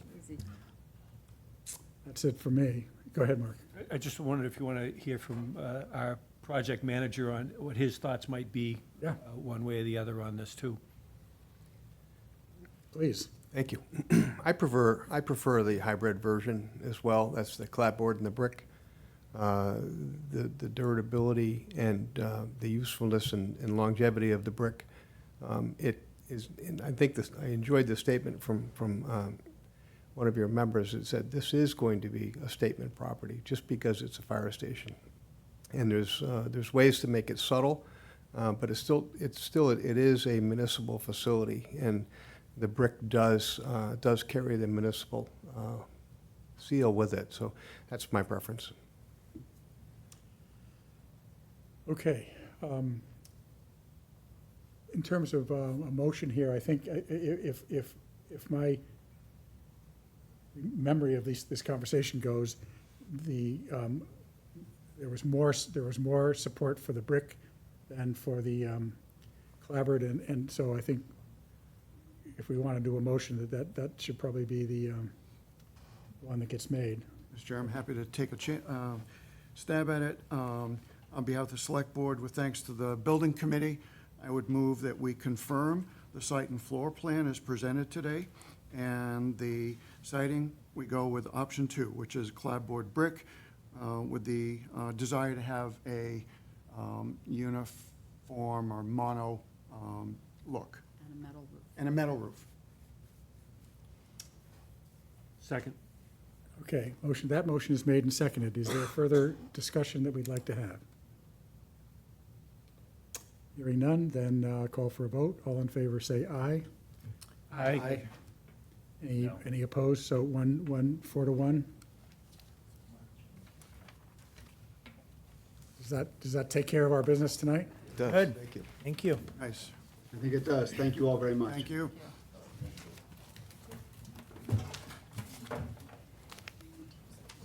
Okay. Those eyeballs. It was. You should be mentally prepared for that. Hey, I think you're going to be next here. And don't be in a rush. We're waiting for our board to merge. Good evening, everybody. I'm Jay Stradell. I'm board chair of the Orleans Historical Society, or also known as the Centers for Culture and History in Orleans. Just have a few comments tonight ahead of this discussion, but I think most everybody's aware of our efforts to preserve the CG 36500 lifeboat in a structure that will protect it permanently indoors from the elements and allow its story to be told year-round instead of just at Rock Harbor in the summertime. We're in the process of trying to raise $4 million for this project in total. And key to this is a series of grants that we're applying for. One in particular is with the Massachusetts Office of Travel and Tourism, which is also part of the Destination Development Capital Grant. This is a significant grant, could represent as much as 18% of our total $4 million ask, and maybe up to close to a third of our actual construction cost, because the total $4 million includes more than just the construction. It's the completion of the museum and other pieces. So this is not an insignificant grant that we're applying for, and we have been asked by the state to try and get some letters of support from key opinion leaders and community leaders, and also others who might be supportive. So we've reached out to several different groups, including the Select Board, and that's the reason for the vote today. The idea of having the Select Board say in support of our effort to preserve the 36500, I think, is a significant statement that we can use not only for this grant, but other grants that we might apply for, that clearly shows that the concept is understood and supported by the Select Board. So, oh, and one other thing I might just announce, and it's very interesting. Within the last hour, one of the other groups we approached was the Barnstable Assembly of Delegates. They just voted within the last hour to unanimously do a letter similar to this for us. Nice. So with that, Thank you, Jay. Leave it And- to and you. You all you have the letter there in front of you. Does anybody want to speak or ask questions about this? I'm in support. Yeah, I think, Make a motion for, if you want, for discussion. sure, go ahead, yep. Mr. Chair, I would make a motion to support the letter in our packet supporting the CG 36500 project. Second. Okay, made and seconded. Anybody have anything further to say? Let's do it. I think, you know, just, for me personally, I couldn't, you know, express greater support for this project. I think if this can happen, it would be great for the town of Orleans. So, having said that, all in favor? Aye. Thank you all very much. Thank you. Welcome. Thank you. Who sends that letter out? Do you? Do we sign it and give it to you? That would be preferable if you would. Signed by because you. we can include it I think in I the- sign it, and I've got it here. Sign it already? I don't think I signed it yet, but I've got it right here. Yeah, we've got to finish the application this week, so it'd be great to have it. I may just have a copy here, though. Is this, No, yeah, there's two there, but one of them is yours to sign. oh, one is Amanda and one is me, okay. Is it okay for me to give him your letter too, Amanda? Molly will send electronic copies, right? Or do you? Jay can do it. Yeah.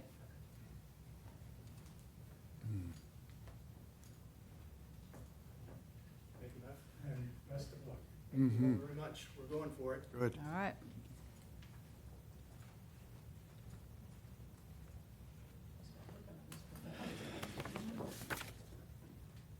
Who made this agenda anyways? After that, chair, Is there another page? it goes on and on. Yeah, it's a three-pager tonight. So now, have we reached Darren? I think we have. So, do you want, is this you, Mark, or, you know, take this, or Darren is? It's Darren. Good evening, everyone. Good evening, Darren. Good evening. Tonight, you have, Select Board has a number of Select Board policy letters related to our finance department, our town's finances that has been reviewed by your subcommittee and now is ready for review and approval tonight. Of those policies, you have the debt policy, you have the capital improvement plan and capital budget policy, you have the municipal property insurance, self-insurance funding policy, the general operating reserve policy, acceptance of equipment and tangible personal property policy, use of ambulance reserve policy, ambulance billing procedures, and the enterprise fund policy. The select board met on the 24th and the subcommittee met on July 15th as well, and considered these letters. One of the things that did come from it is that select board had consensus to hold off on some of the potential changes in terms of an off-ramp to the tax levy subsidy to the enterprise fund. So you will see some, that language has been taken out. I will tell you that Select Board Member Walker has brought some things to my attention about that specific policy. And so, and I have sent those to her, and so she has that to speak to if, in terms of any corrections final corrections we can make to the enterprise fund policy. There is an intent to come back at a later date prior to the budget kickoff and provide an analysis of the enterprise funds and where they stand from both a sustainability perspective and from a policy perspective for future select board discussion and action. And we have some discussions about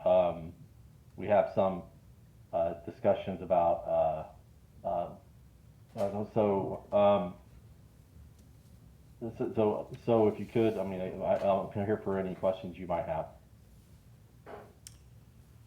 So just to make sure that we're all on the same page, I think using the sheet that we got, we were talking about E2, E3, E5, E6, E7, not E8 and not E9, but then E10 and E11. Does that compute, Mark? What it looks like here. So, are there any questions or thoughts about any of those policies? I think the only thing was the 2 points that I sent to Darren around enterprise funds. So it was just that I found there were a couple of things that were just a little confusing. So he sent me some changes that would be made. So we may want to hold off on the enterprise fund ones until you can insert those into people's packets. Do you want to do it that way or just describe it? I can put those I can maybe put those on the board, or I can read those. Okay. If you would want me to. I mean, you have. Yeah, you go also ahead, have Darren, them- yeah, go ahead. You have them in your email too, Select Board Member Walker too, if you wanted to do that. I mean, you could specify the location of change and then what I'm recommending for the Yeah, change. that'll take me a while. That's fine. Okay.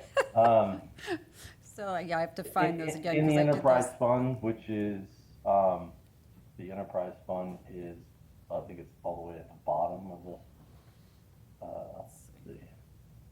it. These enterprise fund ones, yeah, where I knows where I did it with them. yeah, it's page 74 of your packet, is where you find select board, policy letter E11, enterprise fund policy. In that, you will find comments, so the concerns that, Select Board Member Walker talked about was that there was, at year end, in the policy, that at year end, each enterprise fund performance is measured in terms of positive surplus or negative deficit operations. The surplus or deficit closes to retained earnings, which are retained in each enterprise fund. I think it's in your page 19 of 26 in the policy packet itself. So to respond to that, the retained earnings sentence is not technically wrong, just it's kind of awkwardly written. And so, the phrase positive surplus or negative deficit operations reads like there may be a typo because operations is being used as the object of the sentence. What the policy is trying to say is that at the end of the fiscal year, each enterprise fund either has an operating surplus or an operating deficit, and that the result closes to retained earnings. So the fix is to replace that paragraph with, at year end, each enterprise fund's financial results are measured as either an operating surplus or an operating deficit. Any surplus or deficit closes to the fund's retained earnings balance. Certified retained earnings remain with the applicable enterprise fund and may be appropriate only for expenditures related to the enterprise fund as allowed by law. And I can make those changes. Makes sense, yeah. So, Mr. Darren, I was having trouble finding this or following you. So you're talking under the section 3 retained earnings and working capital paragraph? Correct. Okay, Correct. thanks. My apologies. And then the other piece was under the wastewater operations paragraph, underneath that specific one, there was a comment about shall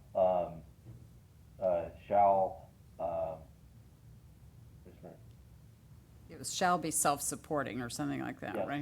be self-supporting, and that was the comment that we had discussed to make for future discussion, because we're talking about having a conversation about the sustainability of the enterprise funds in the future.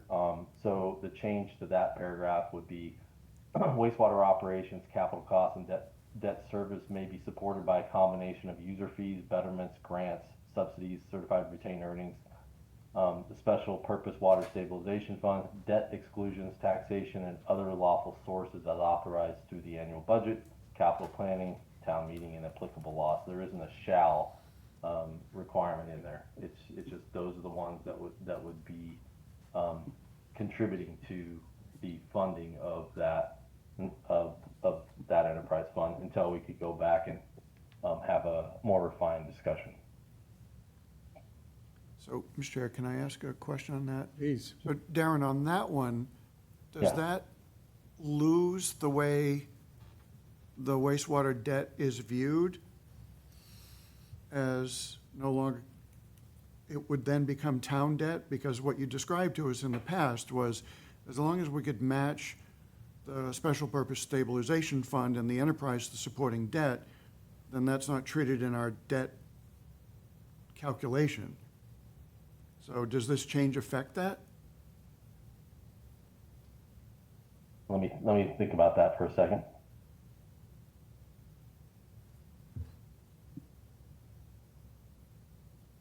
It's a good point. That may need to go, that may have been the reason why we put the shall language in there. Exactly. Yeah, I may need to come back to you on that one. May pull that one and just confirm, but it was a good question that was brought up by Clipper and Walker. Yeah, no, I think I was just trying, because it was, the two above it were saying, you know, can or will or supposed to be or whatever, and then it was, the next one was shall, yet it says we're gonna be putting we have the ability to use general fund monies if need be. I mean, that was sort of, or we're still in the process of making sure it all works, right? So I guess my question was, was the question of, is it, because it's not enterprise, it is still general fund debt, right? I mean, at the end of the day, you can go to the tax rate, yes, you can go to the assessed value or your regular debt service fund to do it. So that's just my reading it as the difference between a revenue bond versus a GO bond. That was all, but again, that's a question, that was my question. I just will say, Mr. Chair, I liked Darren's explanation when we did this review, that this can be treated for accounting purposes, for state, percentages to show this debt is parked and separate. I think this change will expose us, and you might want to just say, let's park E11 right now and let Darren cogitate some more. Should we do that? I would agree with that. Okay. And I do want to make the point, and I appreciate you guys reviewed this. I still feel there needs to be a trigger in there that we review these enterprise funds annually and the subsidies that come from the general fund. Whether we're going to off-road, whether we decide to make changes or not, the philosophy in my mind of enterprise funds was to be able to analyze them, and that's why we did it. And to just kind of not analyze subsidies that we do from taxpayers' dollars, I just don't think we're living up to our obligation to be able to say, maybe we're going to move it 5%, maybe we're going to move it 3%, maybe we're going to leave it alone and keep the same percentage as it is. But I think the public will want to, these are our biggest subsidies that we do out of the general fund. To kind of not address it annually is, again, in my opinion, definitely against the philosophy of why we set up enterprise funds in the first place. So I'll leave it at that. If we're Well, we're going to not vote on this tonight anyways, yeah. I just wanted to get my comments, and I do appreciate that you guys, are making your suggestion from the working group or whatever. Thank you.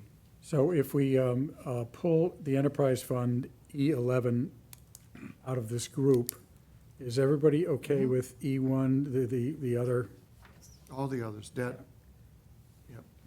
Yes, I am. So I would love a motion. Mr. Chair? Go right ahead. I'm happy to move that we approve the amendments to the select board policies, including the debt policy, section E, to fiscal planning policies, E2, E3, E5, E6, E7, E10, not E11, and then the section F, licenses and fees, F4, F6, and F11. Second. Any further discussion? Just a quick one. If people are wondering the gap in numbering, it's because we are coming from older policies, some of which are archived, some of which are combined. So we are just dealing with different numbering. Are we going to change the number, Mark, that it doesn't have those gaps? I mean, can we do that in this? No, I don't think it needs our vote. I think what we're gonna do is reformat all of it and then have you just vote on the final thing. Right. And we're done. think you make And a I good can't point, wait for 'cause that you know there's moment. gonna be a bunch of questions, Kevin. What's missing here? We'll need a roadmap. So I think we have a motion and a second. Yep. All in favor, say aye. Aye. 5-0. Good work, You're Darren. almost home, Darren. Thank you. Thank you. Appreciate it. So let's see if I can find my agenda again. Human Services. Susan, I think you're up, so while I'm hunting you. um, yeah, no, I could read it for you, Mr. Chair. Here, no, I've got it. So, we are trying to vote tonight on the changes to the Human Services Advisory Committee charge, which, do you have some things you would like to say about that, Susan? Yes, I appreciate that we have edited this, and I think it more, updates the kind of definitions that we wanted to put in about what human services are.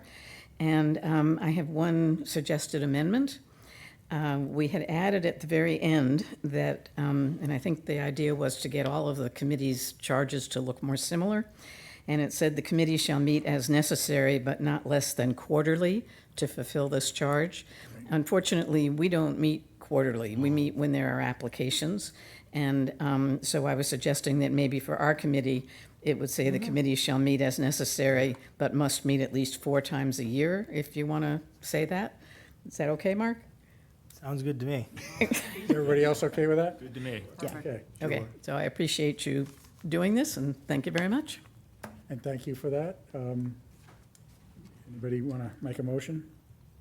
Mr. Chair, I would move to approve the Human Services charge that's in our packet, making the change that was just mentioned about not requiring to meet quarterly, but 4 times a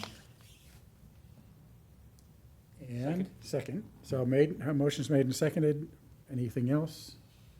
All in favor, say aye. Aye. Now you can get on with your life, Susan. Thanks for hanging out. So Mark, you want to tell us about our November Yes, town meeting? Yes, of course.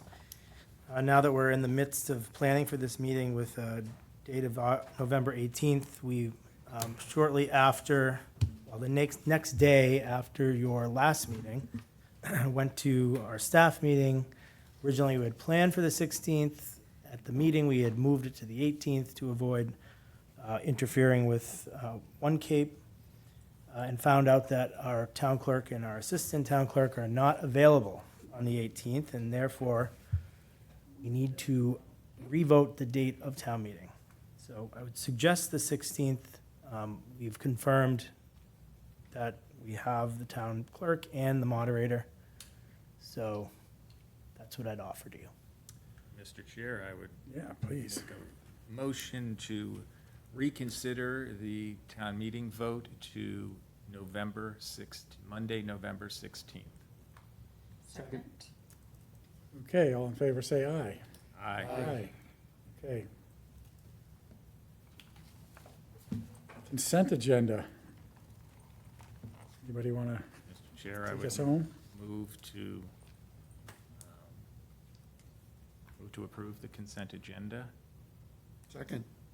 I just have one comment Okay. here, and on C and D, and I know we've talked to at least one of these, but the single-use plastics on town property, even if they're events, I'm not sure where we stand. I know it's in our environmental policy, but it's not posted yet, but we did discuss with at least the outermost when they came in, and they do not use single-use plastics at their event.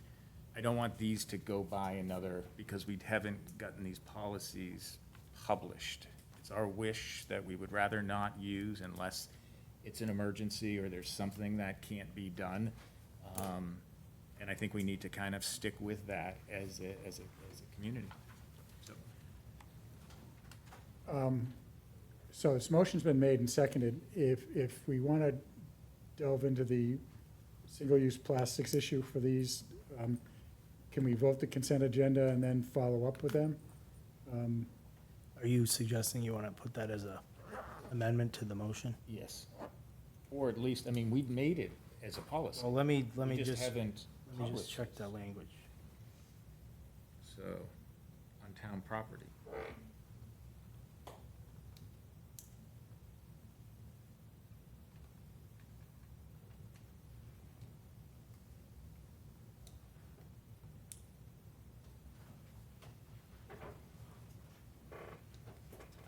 This is for the.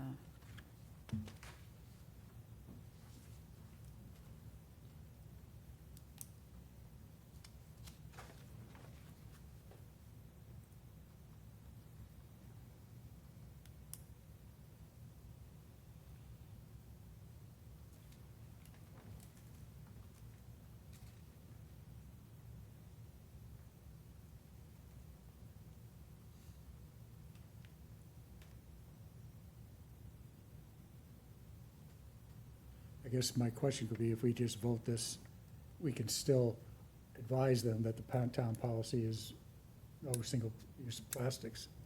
And Unless an exception is accept them to follow that. I just don't want us to have this policy published before these events and then find out we didn't advise them and approve it with that knowledge, and then somebody says, well, you didn't tell me, when, I don't want anything slipping through the cracks. We need to endeavor to follow what. But the policy, I'm sorry, just the policy is for no single-use no single-use plastics on town land. And both of these are on. And both these, okay, you're right, because it's just that I one. mean, really, it's single-use utensils, and however we want to look at it. I don't see that in here, but I know we talked about doing that for the special events policy.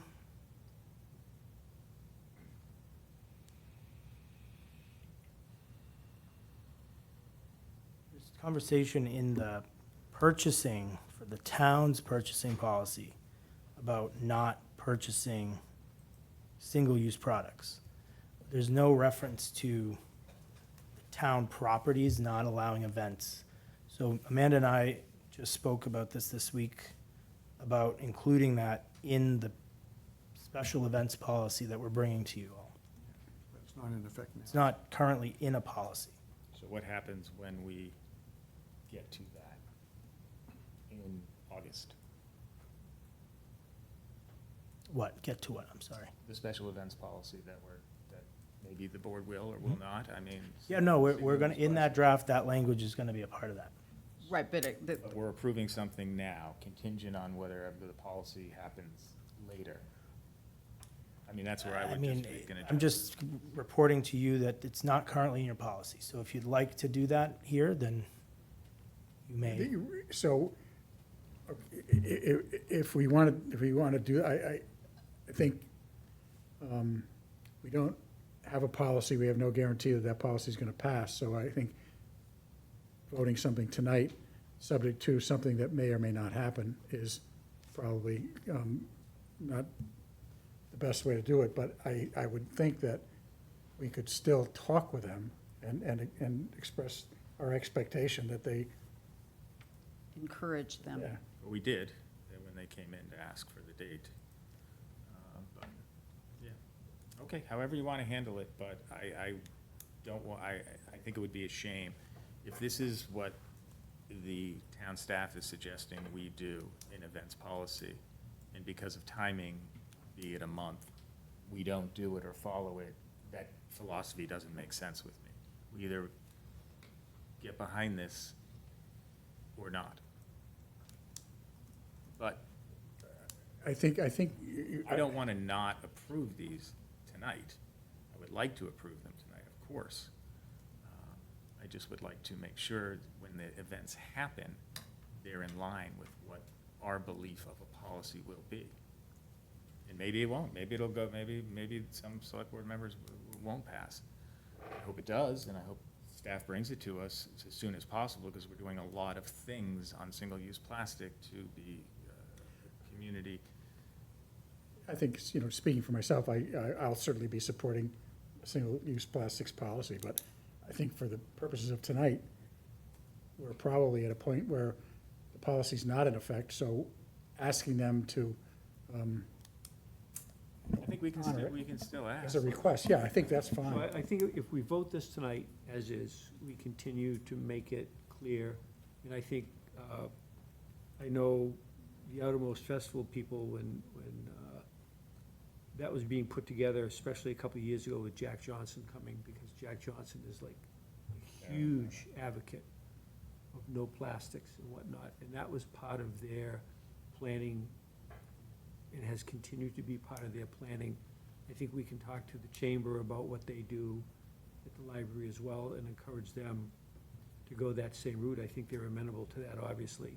So let's do the policy tonight. When the new one comes in for events in August, we can vote that. I don't think anybody will have a problem between the chamber and the festival following that, no matter what. So, yeah. I'm good with that, if everybody else Okay, is. yeah, so, we have a motion and a second for the consent agenda. Any further discussion? All in favor, say aye. Aye. Aye. Aye. So, I think Elizabeth, it may be your turn here. And do we have to do some, do we have to bring any people into this Zoom? We're going into executive session Yeah, first. yeah, we need a motion for that. Mr. Chair, I would make a motion to move in to conduct an executive session to consider the purchase, exchange, and lease of value of real property located on Route 6A, and the chair declares that an open meeting may have a detrimental effect on the negotiating position of the public body, and that to reconvene an open session for the purpose of adjournment or vote. We have to continue our agenda. Yes, Yeah, to get- right. For the purpose of continuing the agenda. Second. Correct? Made and seconded. All in favor by roll call. Kevin? Hi, Kevin Galligan. I'm Mary Wright. I'm F. Runyon. Michael Herman? Hi, Mark Matheson. Okay, so.